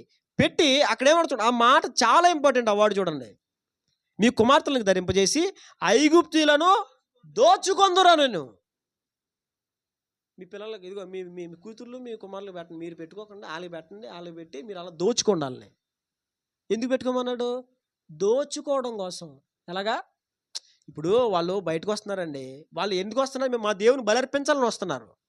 బలర్పించాలని వస్తున్నప్పుడు మీ వెండి నగలు, బంగారాలు మాకు కావాలి, మేము దేవుని ఆరాధించడానికి వెళ్తున్నామని వాళ్ళు తీసుకున్నారు, అడిగారు. ఇప్పుడు తీసుకున్న వాళ్ళు మెల్లో వేసుకుని వెళ్తే వాళ్ళు తిరిగి వస్తారని నమ్ముతారా, వేసుకోకుండా బ్యాగ్లో పెట్టుకుని వెళ్తే తిరిగి వస్తారని నమ్ముతారా? అర్థమైందా? ఇప్పుడు పెళ్ళికి వెళ్తున్నా సీరమ్మ అని అడిగారు, ఎవరినో ఇచ్చారు, పెళ్ళికి వెళ్ళా కానీ చీర కట్టలేదు. ఆడు ఏమనుకుంటారు అలా, రే పెళ్ళికి వెళ్తానని చీర అడిగింది, చీర కట్టలేదేమి, చీరకి నట్టిపోతుందా ఏమి? ఇప్పుడు కొంతమంది దొంగతనాలు చేస్తారండి. ఇప్పుడు బండ్లు దొంగతనాలు చేసే వాళ్ళు వస్తారు, ఇద్దరు వస్తారండి, బండి దొంగతనం ఇద్దరు ముగ్గురు వస్తారు. ఏమి లేదు, అఫీషియల్గా ఒకటి బండి, ముగ్గురు ఒక బండి మీద వచ్చేస్తారు, ఇద్దరేమో కిందకి దిగుతారు, దిగి నెమ్మదిగా తాళం తిప్పుతారు, తాళం తిప్పి ఏదోలాగా దాన్ని తీసేసి అన్న అఫీషియల్గా టక్ మనం స్టార్ట్ చేసి తీసుకెళ్ళిపోతాడు అని. అవునా కదా? అంతేగాని దొంగతనం చేయడానికి వచ్చినాడు మన ఈదులో నుంచి బళ్ళు తోసుకెళ్తారా? ఇద్దరు వచ్చి బండి తోసుకెళ్తారా? తోసుకెళ్తే ఏమనుకుంటారు, ఇది బండి తోసుకెళ్తారు, ఎవరి బండి ఇదా? అవునా? ఇప్పుడు వాళ్ళు వేసుకొని వస్తేనే బలర్పించడానికి వెళ్తున్నారు, వీళ్ళు వస్తారులే అన్న ఆలోచనలు వీళ్ళు ఉంటారు. ఎవరు? ఐగుప్తీయులు. అందుకే దేవుడు అన్నాడు, మీరు మాత్రం పెట్టుకోండి, మీ పిల్లలకు పెట్టండి, ఇలా మీరు వాళ్ళు దోచుకోండి. ఎందుకని? మీరు విమోచింపబడినందుకు వెలగా. ఇప్పుడు అరణ్యంలో మీరు రావాలి, మీకు అరణ్యంలో ధనము కావాలి. ఇప్పుడు పాత నిబంధనలోనే కాదు, పూర్వకాలంలో వస్తువు మార్పిడినే పద్ధతి ఉండేది. అర్థమవుతుందా? కొన్ని విషయాలు మీరు చాలా తెలుసుకోవాలి. వస్తువు మార్పిడి పద్ధతి ఉంటుంది. ఇప్పుడంటే కరెన్సీ, డబ్బులు తీసి టక్టకమని ఏటీఎంలో టక్టకమని కొట్టాడు, టక్టకమని లెక్కెట్టాడు, ఇచ్చాడు. లేదా ఇప్పుడు ఇంకా ఇది కూడా లేదు, ఇప్పుడు చిచ్చులే tick tick tick tick tick నొక్కాడు, ఎంత కావాలి 1,00,000 టిక్మని కొట్టేసి వెళ్ళిపోతుంది, అక్కడ 1,00,000 వెళ్ళిపోతుంది, ఇక్కడ కొడితే అక్కడ వెళ్ళిపోతుంది. ఏమంటే అవునా? పాత పూర్వకాలంలో వస్తువు మార్పిడి పద్ధతి ఉండేది. ఇప్పుడు నీకు ఏదైనా కావాలంటే వస్తువుకు వస్తువు మార్చుకునే పద్ధతి అనమాట పూర్వం. అలాగా ఒక కరెన్సీ లాగా ఈ బంగారం ఉపయోగపడేది. బంగారమైన, వెండైనా, రాగైన, ఇత్తడైన, ఇనుమైనా, ఓకేనా? అప్పుడు ఇది ఒక కరెన్సీ లాగా ఉపయోగపడుతుంది. ఇప్పుడు డబ్బులు ఎలా ఉపయోగపడుతున్నాయో అప్పుడు అలా ఉపయోగపడేది. ఇదిగో నేను ఒక కాసు బంగారం ఎత్తున్నాను, నాకు దీనికి ప్రతిగా ఒక 10 ఎడ్లు ఇయ్యి. ఇది కరెన్సీ అనమాట, డబ్బుల్లాగా. ఏది? బంగారం. అప్పట్లో వస్తువు మార్పిడి పద్ధతి ఉండేది. ఇప్పుడు కరెన్సీ ఉంది, ఎక్కడ చూసిన కరెన్సీ. అప్పుడు అది లేదు, కరెన్సీ లేదు, వస్తువు మార్పిడి పద్ధతే. అర్థమవుతుందండి? తర్వాత నెమ్మదిగా రోకలు ప్రారంభమైనవి మన పితరుల కాలంలో. అంతకుముందు వస్తువు మార్పిడి పద్ధతే ఉండేది. అందులో ఒక భాగము ఈ బంగారము. ఓకే, అర్థమైందా? దేవుడు వారికి ఏం చెప్పాడు, మీకు అది ఆస్తిగా ఇస్తున్నాను. ఎలా ఇస్తున్నాను? ఇప్పుడు వాళ్ళు పంపించేది, వెళ్ళిపోండి వెళ్ళిపోండి అంటున్నారు. మరి మాకు జీతం జీతం లేదు, పా అన్నారు. వాళ్ళు ఇంతకాలం పని చేయించుకున్నారు బానిసలుగా ఇశ్రాయేల్ని. కానీ దేవుడు ఏం చెప్పాడు, నేను మీకు ఇస్తానుగా, వాళ్ళని తీసుకుని అడగండి, మీ పిల్లలకు పెట్టండి, మీరు అలా దోచుకోండి వాళ్ళని. అందుకే చివరి మాట్లాడాడు, మీరు ఈ విధముగా వాళ్ళు దోచుకుంటారు, వాటిని మీ కుమారులకును మీ కుమార్తెలకును ధరింపజేసి ఐగుప్తులను దోచుకొందురా నేను. ఈ ప్రకారముగా వారు దోచుకొనిరి అని ఇంకొక చోట ఉంటుంది, ఇదే నిర్గమకాండంలో. అంటే దేవుడు ఎందుకు పెట్టుకోమన్నప్పుడు, పెట్టుకుని ఉండిపోమని కాదు, మీరు దోచుకోవడం కోసం దాన్ని పెట్టుకోండి. బండి దొంగిలించేవాడు దాన్ని వేసుకుని వెళ్తాడు, తోసుకుని వెళ్ళడం. దొంగతనం చేసినోడు జాగ్రత్తగా దాచుకుని పట్టుకెళ్తాడు, పైకి కనబడిలాగా పట్టుకెళ్ళడం. పైకి కనబడిలాగానే అఫీషియల్గా వెళ్తాడు, కానీ దాన్ని దాచుకున్నట్టుగా భయం వెళ్తే, ఇప్పుడు మన ఇంటికి వచ్చి ఎవడైనా ఇళ్ళలో చూసేటానికి 4-5 చూపులు మనం ఏమనుకుంటాం, అవునా? కానీ అఫీషియల్గా వచ్చి ఏంటండి బాగున్నారండి, ఎవరండి మీదైనా ఏదో మాటకెళ్ళి మాది ఇక్కడేనండి ఎలా మాట్లాడడానికి మనం ఏమనుకుంటాం, ఈడు ఇక్కడోడేమో అనుకుంటాం, అవునా? అలాగే వాళ్ళకి అనుమానం రాకుండా ఉండడం కోసం దేవుడు వాళ్ళని ఏం చేశాడంటే, మీరు ఇలా తీసుకోండి, మీ పిల్లలకు ధరింపచేయండి, ఆ ప్రకారముగా వారిని దోచుకోండి, అందుకు పెట్టుకోమన్నాడు.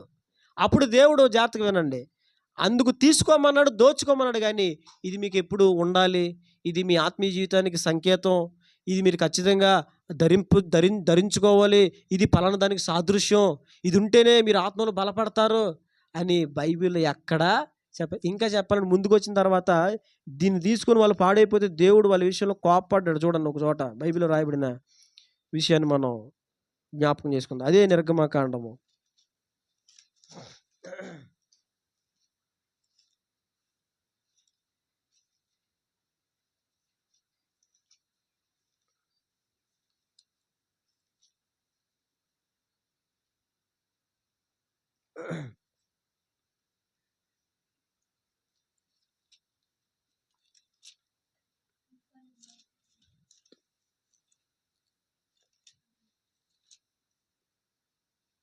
రండి, నిర్గమకాండము 32వ అధ్యాయం 33వ అధ్యాయము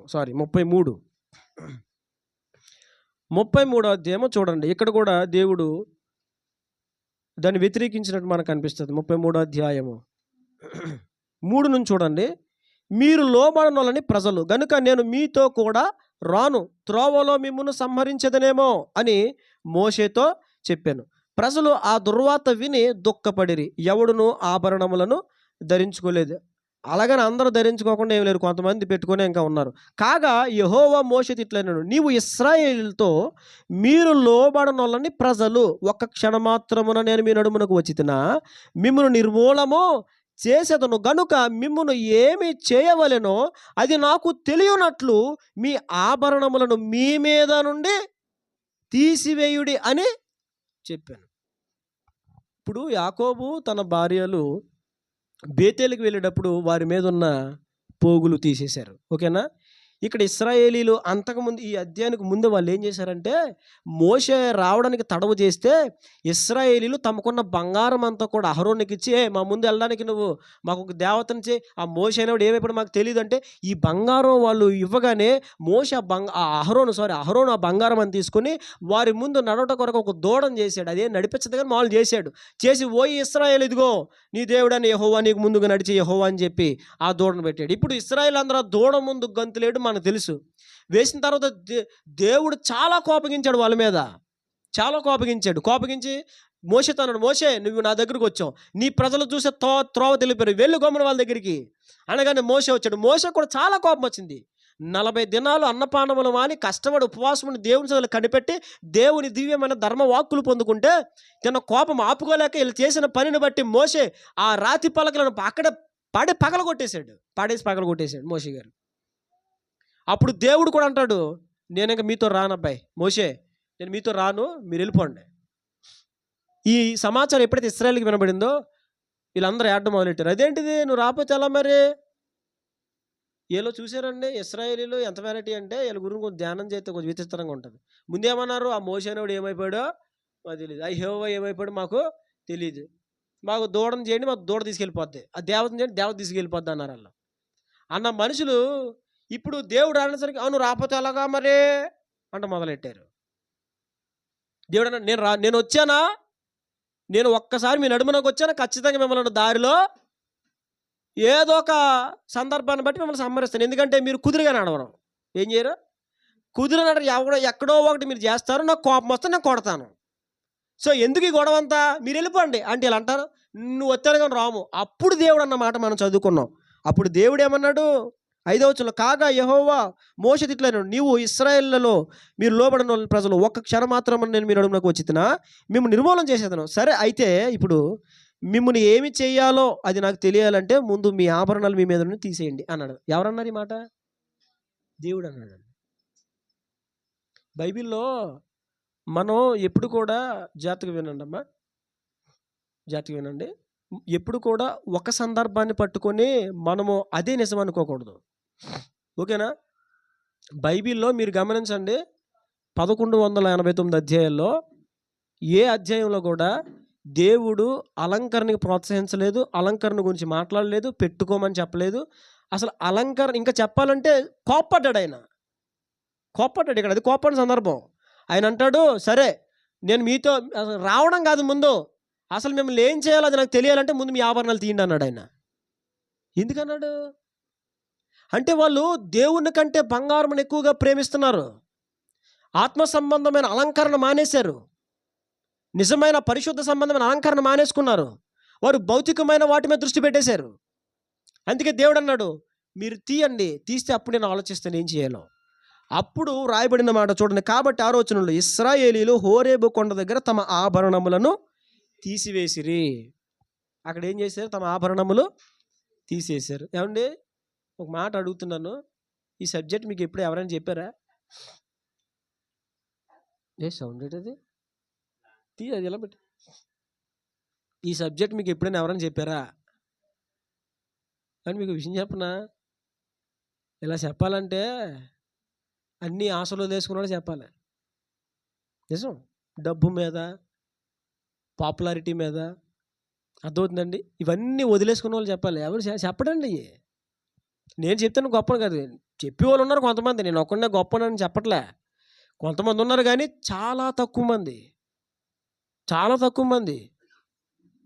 మనం అన్వేషణ చేసి వెతికితే ఎక్కడో కోటికి ఒకరు దొరుకుతారేమో, కోటికి ఒకరు, అది కూడా కష్టమే ఇంత విఫలంగా. అర్థమవుతుందండి. స్టార్టింగ్ నుంచి కూడా దేవుడు అలంకరణకి ఎక్కడ సపోర్ట్ చేయలేదండి, చేయలేదు. అయితే కొంతమంది ఏం చేశారంటే, యెహెజ్కేలు గ్రంథంలో, నేను నీకు కడియం పెట్టి తిని, నిన్ను అలంకరించి తిని, నీకు ముక్కునకు పోగు పెట్టాను, చేతులకు గాజులు వేశాను అన్నాడు కదా ప్రభు అని కొంతమంది దాన్ని పట్టుకొని మాట్లాడతారు. రండి ఒకసారి అది కూడా మీకు జ్ఞాపకం చేస్తాం, చాలా అవసరం అది కూడా. యెహెజ్కేలు గ్రంథం. ఎందుకంటే మళ్ళీ మీరు ఎక్కడన్నా దానికి సైతాన్ని గడి మిమ్మల్ని చెడగొట్టడానికి ఇంకోటి ఏదో ఎవరో ఒకరి దగ్గర ఇంకోటి ఏదో చూపించడానికి ప్రయత్నం చేస్తాడు. 16వ అధ్యాయము, యెహెజ్కేలు గ్రంథం 16వ అధ్యాయము. నేనే చదువుతాను చూడండి. 9వ వచనం, అప్పుడు నేను నీళ్లతో నిన్ను కడిగి నీ మీదనున్న రక్తమంతయు తుడిచి నిన్ను నూనెతో వంటి విచిత్రమైన కుట్టుపని చేసిన వస్త్రము నీకు ధరింపజేసి తిని, సన్నమైన ఎర్రని చర్మముతో చేయబడిన పాదరక్షలు నీకు తొడిగించి తిని, సన్నపు అవిసెనార బట్ట నీకు వేయించి తిని, నీకు పట్టుబట్ట ధరింపజేసి తిని, మరియు ఆభరణముల చేత నిన్ను చూడండి మీకు భలే నచ్చుతుంది పాయింట్, ఉద్యమం వచ్చేది ఇప్పుడు మీకు. మరి ఆభరణముల చేత నిన్ను అలంకరించో. అప్పుడు చూడండి, అందుకుంటారు మీరందరూ, చేతులకు కడియములు పెట్టి, నీ మెడకు గొలుసు తగిలించి, నీ చెవులకు ముక్కునకును పోగులను, నీ తలకు కిరీటమును పెట్టించి తిని, ఇలాగు బంగారముతో వెండితో నేను నిన్ను అలంకరించి తిని, సన్న పవిసనార పట్టును విచిత్రపు కుట్టు పనియు గల బట్టలను నీకు ధరింపజేసి, గోధుమలను తేనెయు నేను నూనెయు నీకు ఆహారముగా ఇయ్యగా, నీవు మిక్కిలి సౌందర్యవతివై రాణియగునంతగా అభివృద్ధి నొందుతివి. ఇది మాట్లాడింది దేవుడే, అందులో సందేహమేమీ లేదు. దేవుడే మాట్లాడేది. అంటున్నాడు, ఇదిగో నేను నీకు చేతులకు కడియములు పెట్టాను, ముక్కుకు పోగు తగిలించాను, మెడలో గొలుసు వేసాను, ఏ ఇక అన్నీ వేసాను, నీవు రానియోగునంత స్థాయికి వెళ్ళిపోయావు. దేవుడు ఇది మాట్లాడింది దేనికోసమో చెప్తాను చూడండి. దేవుడు మాట్లాడినప్పుడు ఆయన కొన్ని అలంకార రూపంలో మాట్లాడాడు. ఎలా మాట్లాడాడు? ఇది అలంకార రూపంగా మాట్లాడిన మాట మీకు క్లియర్గా చూపిస్తాను. ఇది అలంకార రూపంగా మాట్లాడింది. ఇది యెరూషలేము పట్టణమునంతటిని క్రోడీకరించి దేవుడు మాట్లాడాడు. నేను బంగారముతో అలంకరించానని చెప్పాడు. సొలొమోను రాజు కాలంలో విస్తారమైన బంగారం వచ్చింది యెరూషలేముకి. బంగారం చేత అలంకరించడం మనిషిని కాదు. నువ్వు చూస్తావు చాలామందిని, అబ్బో రాణి ఇలా ఉందా అనుకున్నావు కదా, నీ దేశాన్ని అలా చేసాను చూడు అంటే దేవుడు అక్కడ చెప్పాడు. అక్కడ దేవుడు మాట్లాడుతూ అంటాడు, నిన్ను ఇంత అలంకరించాను, అయితే నువ్వేం చేసావు చెప్పనా, దారిపోయేవాడితో పోయి నువ్వు వ్యభిచారం చేసావు అన్నాడు. ఇశ్రాయేలు వ్యభిచారం చేశారని మాట్లాడాడు అక్కడ. నిజంగా అలంకారిక భాష. బైబిలు వ్యభిచారం చేసావు అన్నాడు కదా చాలాసార్లు. ఓ ఇశ్రాయేలు నువ్వు వేశ్యవైతివి అన్నాడు ఒక చోట. నువ్వు దారిపోయి ప్రతి ఒక్కడితో పోయి నీకు ఇష్టం వచ్చినట్లుగా నువ్వు వ్యభిచారం చేసావన్నాడు. వ్యభిచారం అన్న పదం దేవుడు ఎందుకు వాడాడంటే, ఆయన మీద తప్ప ఇతర ఏ నమ్మకాల మీద మనసు పెట్టుకుంటే వారిని దేవుడు అంటాడు నువ్వు వ్యభిచారం చేస్తున్నావు అంటాడు. యెహెజ్కేలు అదే ఫస్ట్ నాకు బైబిల్ చదివి నాకు అదే అర్థమయ్యేది కాదు. వ్యభిచారం అంటున్నాడు ఏంటినా, వీళ్ళు ఎవరితో వ్యభిచారం చేశారు, ఏ గోత్రంతో వ్యభిచారం చేసి, ఏ దేశస్తులో వ్యభిచారం చేశారు అని అనుకునేవాడిని. ఆయన పరిభాషలో వ్యభిచారం అంటే ఏంటంటే, మనము ఆయనను తప్ప ఎవరిని ఆశించినా ఆయన దృష్టిలో అది ఏంటది వ్యభిచారం. ఆయన మీద తప్ప ఎవరి మీద మనం నమ్మకం పెట్టుకుని ఆయన దృష్టిలో ఏంటది వ్యభిచారం. అందుకంటాడు నువ్వు నన్ను వదిలేస్తావు, నువ్వు వ్యభిచారం చేస్తున్నావు అన్నాడు. అది బైబిల్ అలంకారిక భాష. అది అదవుతుందా? ఆ పైన మీరు చదివితే, నేను నిన్ను చూచినప్పుడు రక్తములో పడున్నావు, రక్తములో పొర్లాడుచున్న నిన్ను బ్రతకమని ఆజ్ఞాపించాను, నీ నాభిసూత్రము కోయబడలేదు, నీవు శుభ్రము చేయబడలేదు అని మాట్లాడాడు. అంటే నిజంగా ఆయన ఈ రక్తంలో పడిపోయిన ప్రజల్ని ఆయన నాభిసూత్రం కోసాడు ఆయన వచ్చి? కాదు. రక్తములు అంటే అంత నీచ స్థితిలో ఉన్నది ఆ ప్రాంతం. రక్తము చేత నింపబడిన ప్రాంతం అదంతా. దేవునికి చోటు లేని ప్రాంతము. విగ్రహారాధన బలుల చేత నింపబడిన ప్రాంతం. విగ్రహారాధన సంబంధమైన బలుల చేత, దాని చేత చిందించబడిన రక్తము చేత నింపబడిన ప్రాంతము. రక్తముతో పొర్లాడుచున్న నిన్ను బ్రతకమని ఆజ్ఞాపించాను అన్నాడు. నీ నాభిసూత్రం కోసాను అన్నాడు. అంటే ఏంటి? నీకు లోకానికి వేరు చేశాను, కట్ చేశాను. బైబిలు పరిభాషను మనం చాలా జాగ్రత్తగా అర్థం చేసుకోవాలండి. ఇది అర్థం చేసుకోక ఒక్క అతను పెద్ద సేవకుడు అండి, ప్రొఫెసర్ అండి, ఇదిగో చూడు దేవుడే డైరెక్ట్గా నేనే పెట్టానని చెప్పాడు అంటున్నాడు ఒక ఆయన.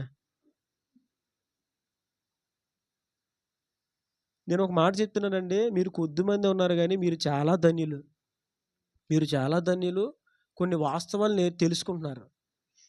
అర్థమవుతుందా? బైబిల్లో యాకోబు కాలంలో అలంకరణని దేవుడు అంగీకరించాల. అప్పుడు వాళ్ళు అది అక్కడ పాతి పెట్టి అప్పుడు బేతేలుకి వెళ్ళారు. ఆ తర్వాత ఇశ్రాయేలు మరలా దాన్ని పట్టుకొని ముందుకు వెళ్తున్నప్పుడు దేవుడు మీ మీద ఉన్నవి తీస్తేనే కానీ నేను మీతో రాను కాదు, మిమ్మల్ని ఏం చేయాలి అప్పటి వరకు నేను ఆలోచించను, మీరు తీస్తే అప్పుడు నేను ఆలోచించి చెప్తాను అన్నాడు ఆయన. అప్పుడు వాళ్ళందరూ అక్కడ వాటిని తీసేశారు. కానీ పాత నిబంధనలో ఇంకా కొంతమంది దాన్ని అవలంబిస్తూనే వచ్చారు. కానీ దేవుడు పాత నిబంధనలో కంప్లీట్గా ఆజ్ఞ ఇవ్వల. కానీ దాని విషయంలో శృతి మించిన ప్రతి ఒక్కరు కూడా హెచ్చరించాడు దేవుడు. అదవుతుందండి. బైబిల్లో మీకు ఒక రెఫరెన్స్ చూపిస్తాను. ప్రతి ఒక్కరిని కూడా దేవుడు హెచ్చరించినటువంటి పరిస్థితులు మనకు కనబడతాయి. చూడండి, ఇర్మియా గ్రంథం 4:30 ఇర్మియా గ్రంథము 4:30 చాలా రెఫరెన్స్లు ఉన్నాయి.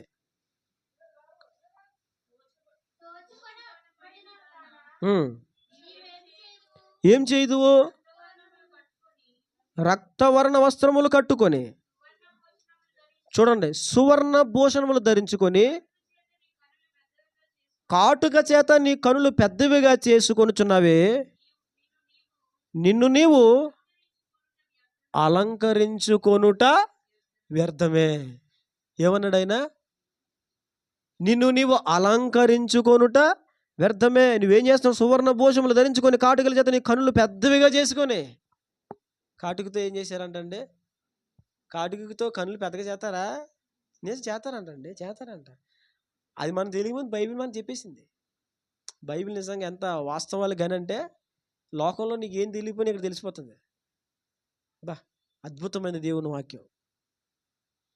చాలా శ్రేష్టమైన దేవుని వాక్యం. నిన్ను నీవు అలంకరించుకొనుట వ్యర్థమే అంటే ఏంటి అంటున్నాడు ఆయన? అది అనవసరం. అర్థమవుతుందండి? ఇక కొత్త నిబంధనలు వస్తే దాన్ని ఆజ్ఞగా చెప్పేశాడు.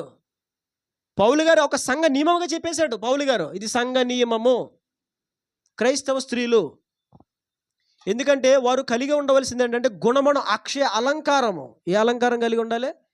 ఏమండి, ఈ ధరించుకోమని దేవుడు ఎక్కడ చెప్పలా. ఒక చోట చెప్పాడు, దాని ఉద్దేశం వేరు. మీకు చెప్పాను కదా, దాని ఉద్దేశం మీకు చెప్పాను కదా, దోచుకోవడం కోసం దేవుడు దాన్ని తెచ్చుకోమన్నాడని.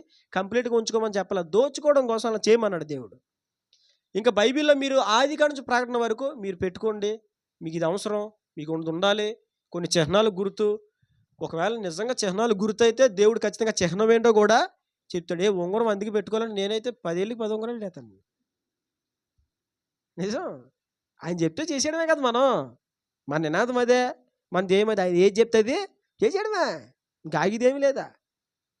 ఆయన వద్దన్నాడు కాబట్టి నేనేం చేశాను, ఆయన చిన్నప్పుడు నాకు ఎంత ఇష్టమో గొలుసు వేసుకోవడం అంటే.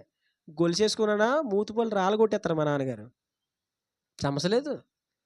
ఇంకా ఆ గొలుస్తూనే నాకు పెక్కే ఏం చేస్తారు. ఇక ఆ ఆశ తీర్చుకోవాలన్న ఆ తపనతో ఏం చేయాలి అర్థమాక నా పుస్తకాల ఈ పిన్నులు ఉంటాయి కదా, స్టాప్లర్ కొడతాం కదా, పిన్స్ పిన్స్ ఉంటాయి కదా, అవన్నీ నా పుస్తకాలు మా ఫ్రెండ్స్ పుస్తకాలు అన్నీ కూడా పీకేసి ఇంత గుట్ట తయారు చేసి దాంతో ఒకదానికి ఒక లింక్ కలిపి ఎంత గొలుసు చేసి మెడలు వేసుకున్నాను నేను. అది కూడా అక్కడ స్కూల్లోనే. ఇంటికాడ వేసామా ఇంకా గొలుస్తూనే ఇంకా అయిపోతుంది. అర్థమవుతుందా? అమ్మో, మా నాన్నగారు చిన్నప్పటి నుంచి చాలా జాగ్రత్తగా పెంచారు. అర్థమవుతుందండి? నేను అలాగే చేసేవాడిని. నిజంగా అది వాక్య నియమం అయితే మన పాటతో ఇబ్బంది ఏముందండి, అవునా? అది మన ఆత్మీయ జీవితానికి క్షేమాన్ని కలిగించేది అనుసరిస్తాం. మన ఆత్మీయ జీవితం క్షేమవృద్ధి చెందడమే కదా మనకు కావాలి. కానీ చెప్పేశాడు, మనం ఈ బాహ్య సంబంధమైన అలంకరణ కాదు, అంతరంగ సంబంధమైన అలంకరణ మనకు కావాలి. ఏమి ధరించుకోవాలో దేవుడు కొన్ని విషయాలు చెప్పాడు. మీకు నేను చాలా టపటపమని చెప్తాను, చదివేయండి, ముగించేసుకుందాం. ఎవరు కంగారు పడకండి, ముగించేస్తాను. ఏం ధరించుకోవాలో రండి, టపటప రెడీగా ఉండండి, చాలా స్పీడ్గా ఉండండి. ఎవరో ఒకరు రెఫరెన్స్లు రాసుకోండి, మిగిలిన వాళ్ళందరూ కూడా బైబిల్ చూడండి, వేగంగా రాయగల రాయండి. తర్వాత వాళ్ళ దగ్గర పుస్తకం తీసుకుని మిగిలిన వాళ్ళు రాసుకోండి. రండి, కీర్తన గ్రంథం 96:9. కీర్తనలు 96:9. రండి, ఇంకా రాలేదా?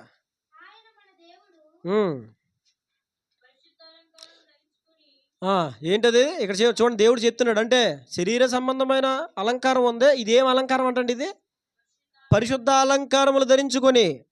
అంటే తెలుగు బైబిల్ ఏమో తెలుసా? పవిత్రమైన గుణాలు. పరిశుద్ధ అలంకారం అంటే ఏంటంటే పవిత్రమైన గుణాలు, అది అలంకారం. అది ధరించుకొని యెహోవాకు నమస్కారము. అబ్బా, చాలా గొప్పగా చెప్పాడు దేవుడు. మీరు ఎలా ఆయనకి నమస్కారం చేయాలంటే, ఎలా ఆయన సన్నిధికి రావాలంటే, ఆయన సన్నిధిలో సంఘములు ఎలా ఉండాలంటే పరిశుద్ధ అలంకారములు ధరించుకొని. ఏ అలంకారములు? పరిశుద్ధ అలంకారములు ధరించుకొని యెహోవా సన్నిధిలో నమస్కారము చేయండి. సర్వభూజనుల ఆయన సన్నిధిని వనకుడి. తర్వాత రండి, రోమీయులు 13:12 రండి, తీసండి. ఇంకా నేను ఎక్స్ప్లెయిన్ చేయనా, మీకు చదివించేసి మీకు అప్పగించేస్తాను. మీ తర్వాత ఇంటి దగ్గర ధ్యానం చేయండి. అట్లే రోమీయులకు 13:12 13:12 రాత్రి చాలా గడిచి పగలు సమీపముగా ఉన్నది గనుక మనం అంధకార క్రియలు విసర్జించి తేజస్ సంబంధమైన యుద్ధోపకరణములు ధరించుకోవాలి. ఏం ధరించుకోవాలి? తేజస్ సంబంధమైన యుద్ధోపకరణములు అంటే సత్యము. ఏంటది? తేజస్ సంబంధమైన అంటే సత్య సంబంధమైన ఉపకరణాలు. అంటే సత్యమే ఒక అలంకారముగా మనకు ఉండాలి. సత్యము, ఎల్లప్పుడూ సత్యమే మాట్లాడాలి, బైబిల్లో ఉంది. సత్యమే ఒక అలంకారం. రండి, బైబిల్ ఇంకా మీకు గుర్తు చేస్తాను. కీర్తనలు 149:4.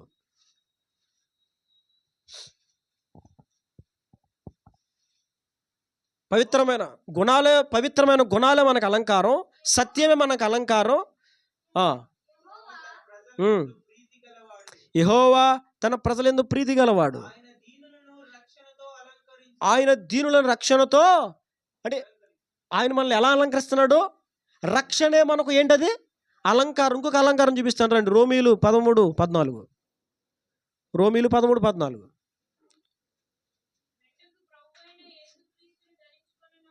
మెట్టుకు ప్రభువైన యేసు క్రీస్తును ధరించుకొని. ఏం ధరించుకోవాలి? ఎవరిని మనం ధరించాలి? ఆయననే ధరించాలి.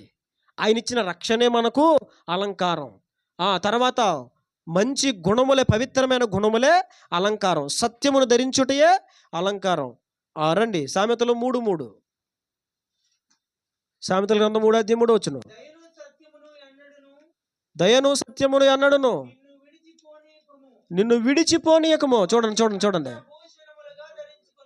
ఏంటది? దయను సత్యము నిన్ను విడిచిపోనివ్వకు. వాటిని నువ్వు కంఠభూషణంగా ధరించుకోవాలి. మన కంఠానికి ఏం ధరించాలి? దయా సత్యము. ఏం ధరించాలన్నారు ఇక్కడ చెప్పండి? ఇది ధరించాలి, దయా సత్యము. దాన్ని మనం ఎలా ధరించాలి? కంఠభూషణంగా ధరించాలి. రండి అదే సామెతల గ్రంథం 3:21-22. నా కుమారుడా, ఇదేంటది? లెస్ అయిన జ్ఞాన వివేచనములు భద్రం చేసుకో, తొలగిపోనీయకము, జీవముగాను. మనం మెడకు అలంకారం ఏంటో తెలుసా? లెస్ అయిన జ్ఞానము, వివేచన, అదే మనకు అలంకారము. రండి సామెతల గ్రంథము 4:7-8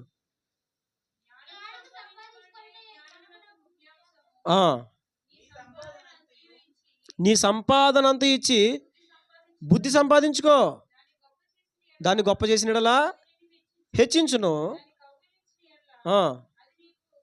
ఘనత తెచ్చును. అది ఏం చేస్తుంది? నీ తలకు అందమైన మాలిక కడుతుంది, ప్రకాశమానమైన కిరీటము నీకు దయచేస్తుంది. ఏంటది? పైన చదువుకున్నాం, జ్ఞానము. ఏంటంటే అది? జ్ఞానము సంపాదించు, బుద్ధిని సంపాదించు. అలాగా నీ సంపాదనించి కొనుక్కో జ్ఞానం, బుద్ధి. అందుకే అపోస్తులు ఏం చేశారు? దేవుని కొరకు తమకున్నవన్నీ వదిలేసుకుని. ఎందుకని? నిజమైన జ్ఞానం కావాలి, ఆ పరలోకం కావాలి. అర్థమవుతుందండి? ఇంకా సామెతలు రండి 6:20-21. నా కుమారుడా, గైకో, త్రోసివేయకు. హృదయంలో కూడా ధరించాలంటండి. హృదయంలో ఏం ధరించాలి? తండ్రి చెప్పిన ఆజ్ఞలు, తల్లి చెప్పే ఉపదేశము, అవి ధరించాలి హృదయంలో. అవి ఇంకెలా ధరించాలంట? నీ మెడ చుట్టూ కట్టుకో. ఏంటది? తండ్రి ఆజ్ఞ. తండ్రి ఆజ్ఞ ఏం చేయాలి? మెడ చుట్టూ కట్టుకోవాలి. తల్లి చెప్పు ఉపదేశము మెడ చుట్టూ కట్టుకోవాలి. బైబిల్ చెప్తున్న సత్యం. తర్వాత సామెతల గ్రంథం 7:1-2-3. నా కుమారుడా, నా మాటలు మనసులో ఉంచుకో, దాచుకో నా మాటలు.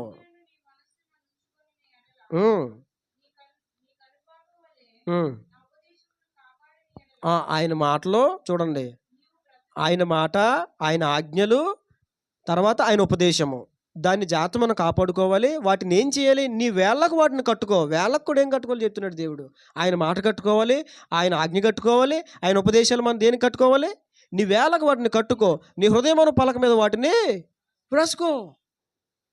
రండి తర్వాత మరొక విషయం జ్ఞాపకం చేస్తే, ఎఫెసీయులకు రాసిన పత్రిక 6వ అధ్యాయము. రండి, ఎఫెసీయులకు రాసిన పత్రిక 6వ అధ్యాయము 13, 14, 15, 16, 17 వచనాలు. అందుచేతను మీరు వారిని ఎదిరించుటకును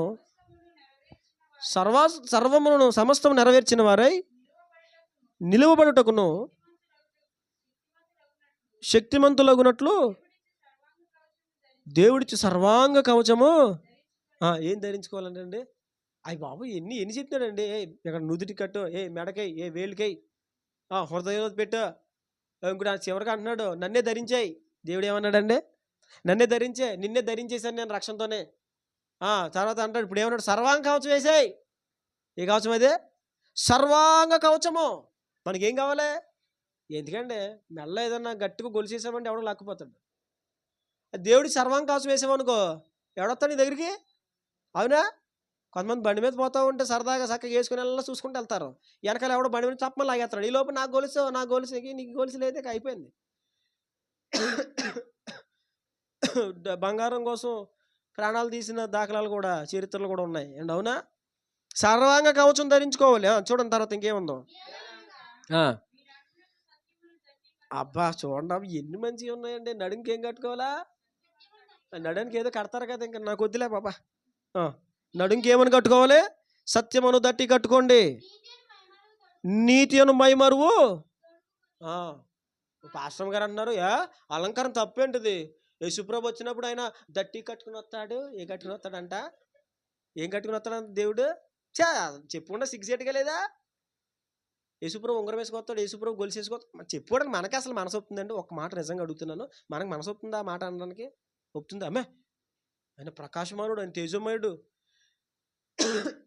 అసలు ఆయన బంగారం కంటే ఎక్కువ. ఆయన బంగారం చేసే ఆయనే పెద్ద అలంకారం. అవునా? ఆవిడ అంటది ఎందుకని సత్యం మాట్లాడితే ఎవరో ఒకరు ఏదోటి అంటారు. అర్థమవుతుందా? విభేదాలు పెరుగుతాయి. అందుకే చాలామంది ఏదో ఫీల్ అయిపోతారు. మీకు విషయం చెప్పనా, నేను ఫీల్ అయినా పర్వాలేదు, బుజ్జగించాను మళ్ళీ చెప్తాను. దేవుడు అది ఇచ్చాడు. అర్థమవుతుందా? ఇప్పుడు చెప్పినప్పుడు ఫీల్ అయిపోయారు అనుకో, మళ్ళీ బుజ్జగించి చెప్తాను. అర్థమవుతుందా? ఏమైనా సత్యాన్ని ప్రజల్లోకి ఇన్బుల్డ్ చేయాలంతే. సత్యం ఇన్బుల్డ్ చేయాలి. అర్థమవుతుందండి? ఈ రోజున సత్యం ఇన్బుల్డ్ చేయట్లే, కొన్ని కష్టమైన వదిలేస్తున్నారండి, సేవకులు వదిలేస్తున్నారు. మీ నిజం ఇది. ఏ సేవకులు విమర్శించట్లేదు, కానీ చాలామంది సేవకులు చేస్తున్న పొరపాటు ఇదే. చాలామంది సేవకులు చేస్తున్న తప్పిదే. అన్ని గట్టిగా హెచ్చరిస్తారు. తాగుబోతాడా, మానరా తాగుబోతాడా, తాగుడు అంటారు. కానీ బంగారు దగ్గరకు వచ్చారు, చిన్నది పెట్టుకొచ్చి ఏం పెట్టుకొచ్చా? అందుకే పౌలు గారు అన్నారు, బాబు పులిపిండి కొంచెమైనా ముద్ద అంటుంది, నేను చేస్తుంది అదే పులి చేస్తుంది. ఎంత శ్రేష్టంగా చెప్పారండి బైబిల్లోనే. అర్థమవుతుందా? చిన్న తప్పు చేయొచ్చు అన్నట్టుంది. ఇది ఏం చేయొచ్చు? 10 సిగరెట్లు కాల్చుకో, రోజుకు ఒకటి సిగరెట్లు అరముక్క కాలు చాలు అన్నట్టు ఉంది కదా. అలాగే ఉంటుంది. చూడండి, ఆయన ఏంటంటే దట్టి కట్టుకొస్తాడండి. ఏం కట్టుకొస్తాడా? అసలు దట్టి అంటే వాక్యం చెప్తుంది, సత్యమను దట్టి. ఏ దట్టి అది? సత్యమను దట్టి కట్టండి, నీతి అను మైమరువు తొడుక్కొని. అబ్బా పాదాలకు ఏం తొడుక్కోవాలి? సమాధాన సువార్త వలన సిద్ధ మనసును జోడును తొడుక్కొని. పాదాలకు ఏం వేసుకోవాలి కూడా? అంటే చెప్పులు వేసుకోవడం మానేద్దామా ఇప్పుడు?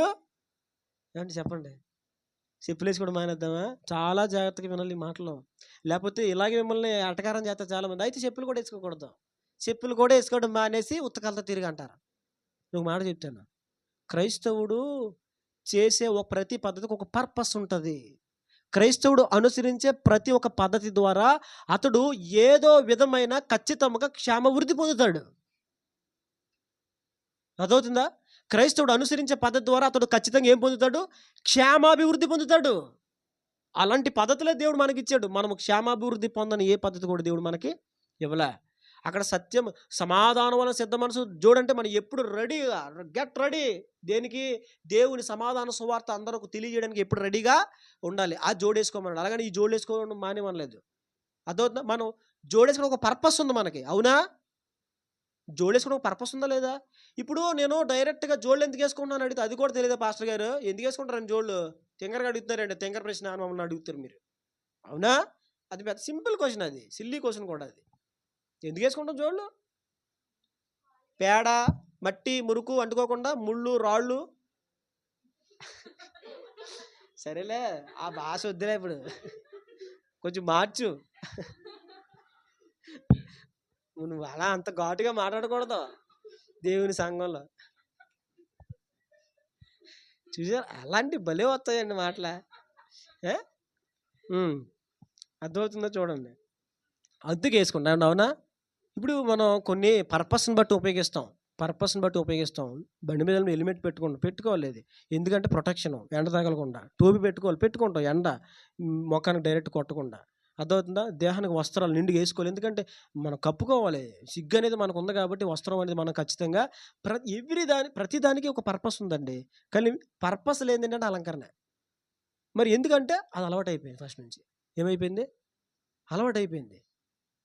ఇంకోటి చెప్పాను, దానికి ఆధారం కూడా ఉంది. అది కేవలం అందం కోసం, ఆకర్షణ కోసం, ఆ తర్వాత స్థితులు చూపించుకోవడం కోసం ఇప్పుడు కానీ అప్పుడు రాజకీయ పరంగా వాడేవారు, రాజరిక పరిపాలన వాడేవారు, రాజకీయానికి అధికారానికి పదవికి గుర్తులుగా వాడేవారు అప్పుడు.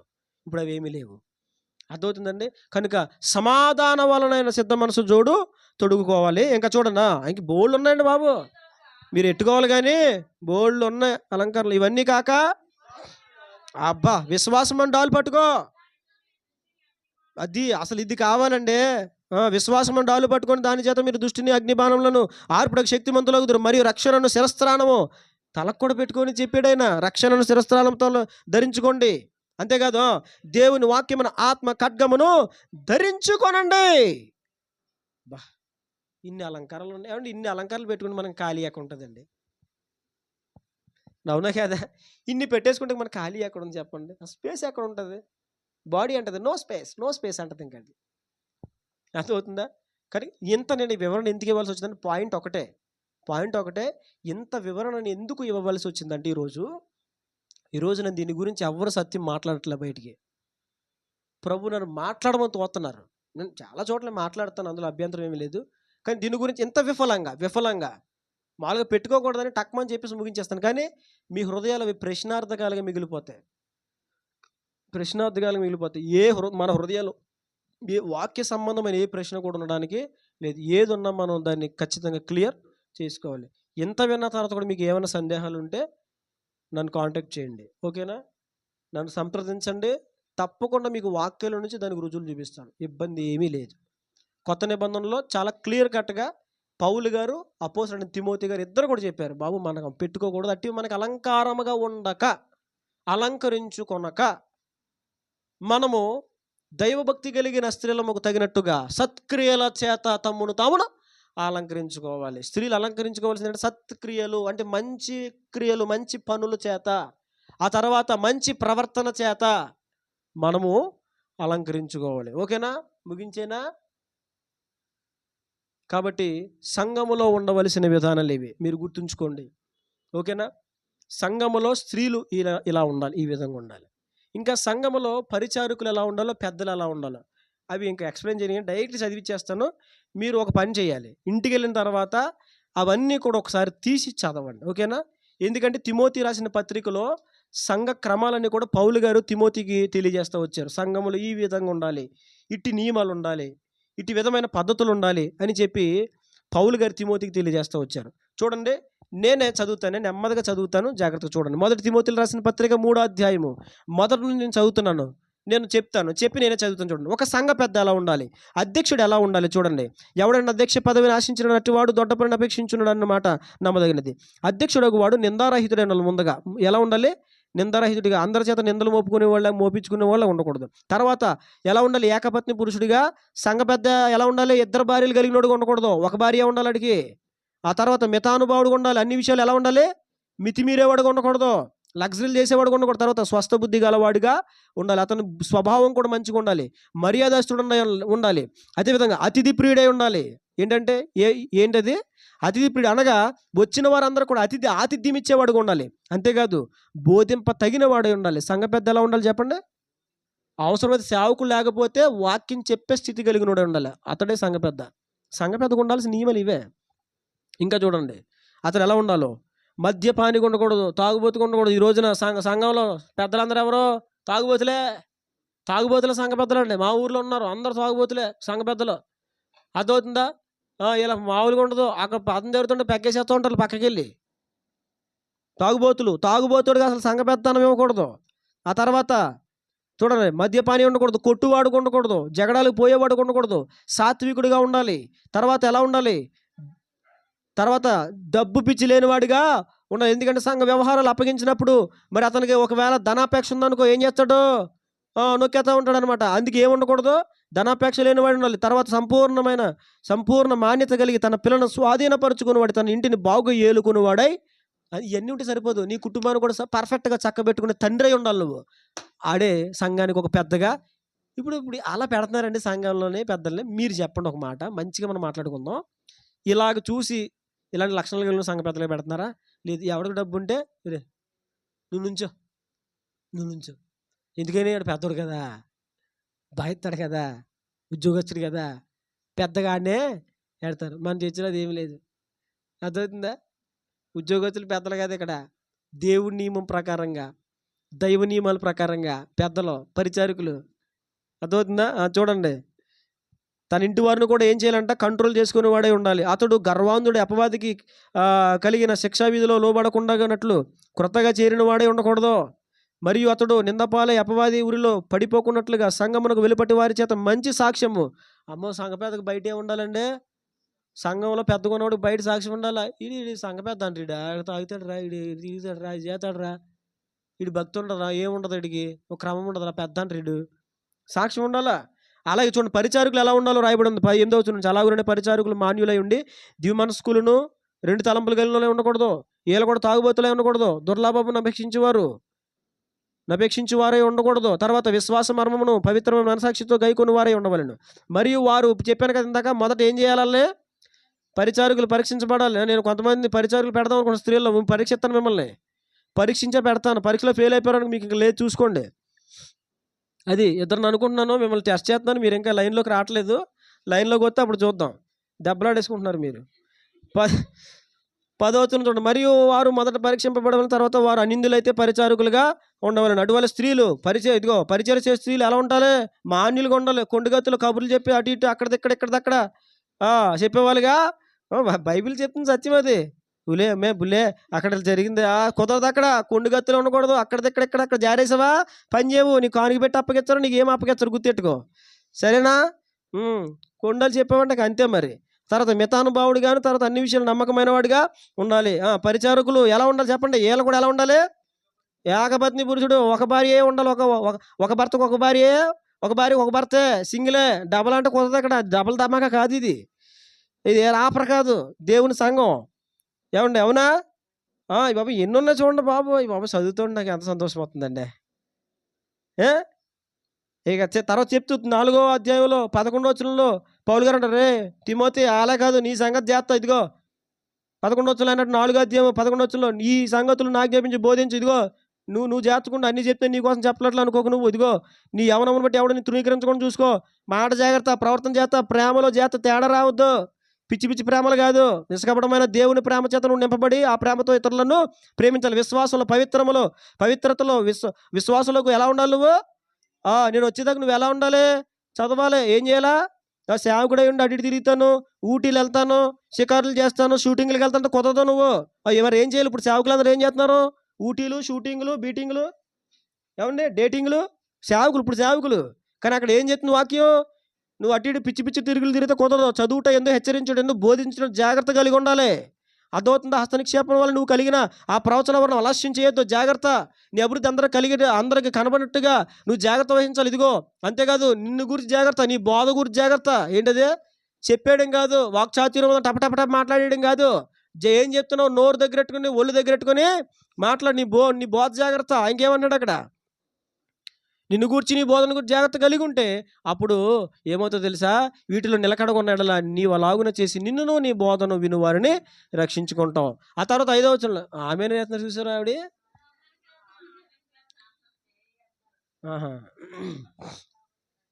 5వ అధ్యాయం చూడండి. 5వ అధ్యాయం ఏమండి, ఇదంతా చదువుకుంటే చాలా ఇంపార్టెంట్ అండి. సంఘక్రమాలను ఇందులో రాయబడి ఉన్నాయి. 5వ అధ్యాయం చూడండి. మొదటి వచనం, వృద్ధిని గద్దెంపగా ఉద్రేస్తాను. లేగా మోసలోడా, మోసల్దానా, అలా చేయకూడదు. మరి ఏం చేయాలి? హెచ్చరించ. అమ్మా అలా కాదమ్మా, చెప్పిందన్న ఏంటమ్మా, ఇలా చెప్పాలి. అదవుతుంది. అంతేగాని మోసలోడా, సిగ్గులేదండి నీకా? అలా మరి బైబిల్లో ఉన్నాయండి అవి. మనం అలాగే చేస్తాం కదా, అందుకే అక్కడ అన్నీ రాయబడి ఉన్నాయి. వృద్ధిని గద్దెంచు, ఇదిగో జాగ్రత్త, వృద్ధిని గద్దెంపుకో తిమోతి, జాగ్రత్తగా హెచ్చరించు. నోరు జాగ్రత్త పెట్టుకో. వృద్ధులతో మాట్లాడినప్పుడు ఇష్టానుసారంగా మాట్లాడదు నువ్వు. అర్థవుతుంది. అంతేగాని ఇదిగో అన్నదమ్ములతో ఏమనాలి? నీకంటే పెద్దగా ఉన్న వాళ్ళు యవనస్తులు ఏమనాలి నువ్వు చెప్పు?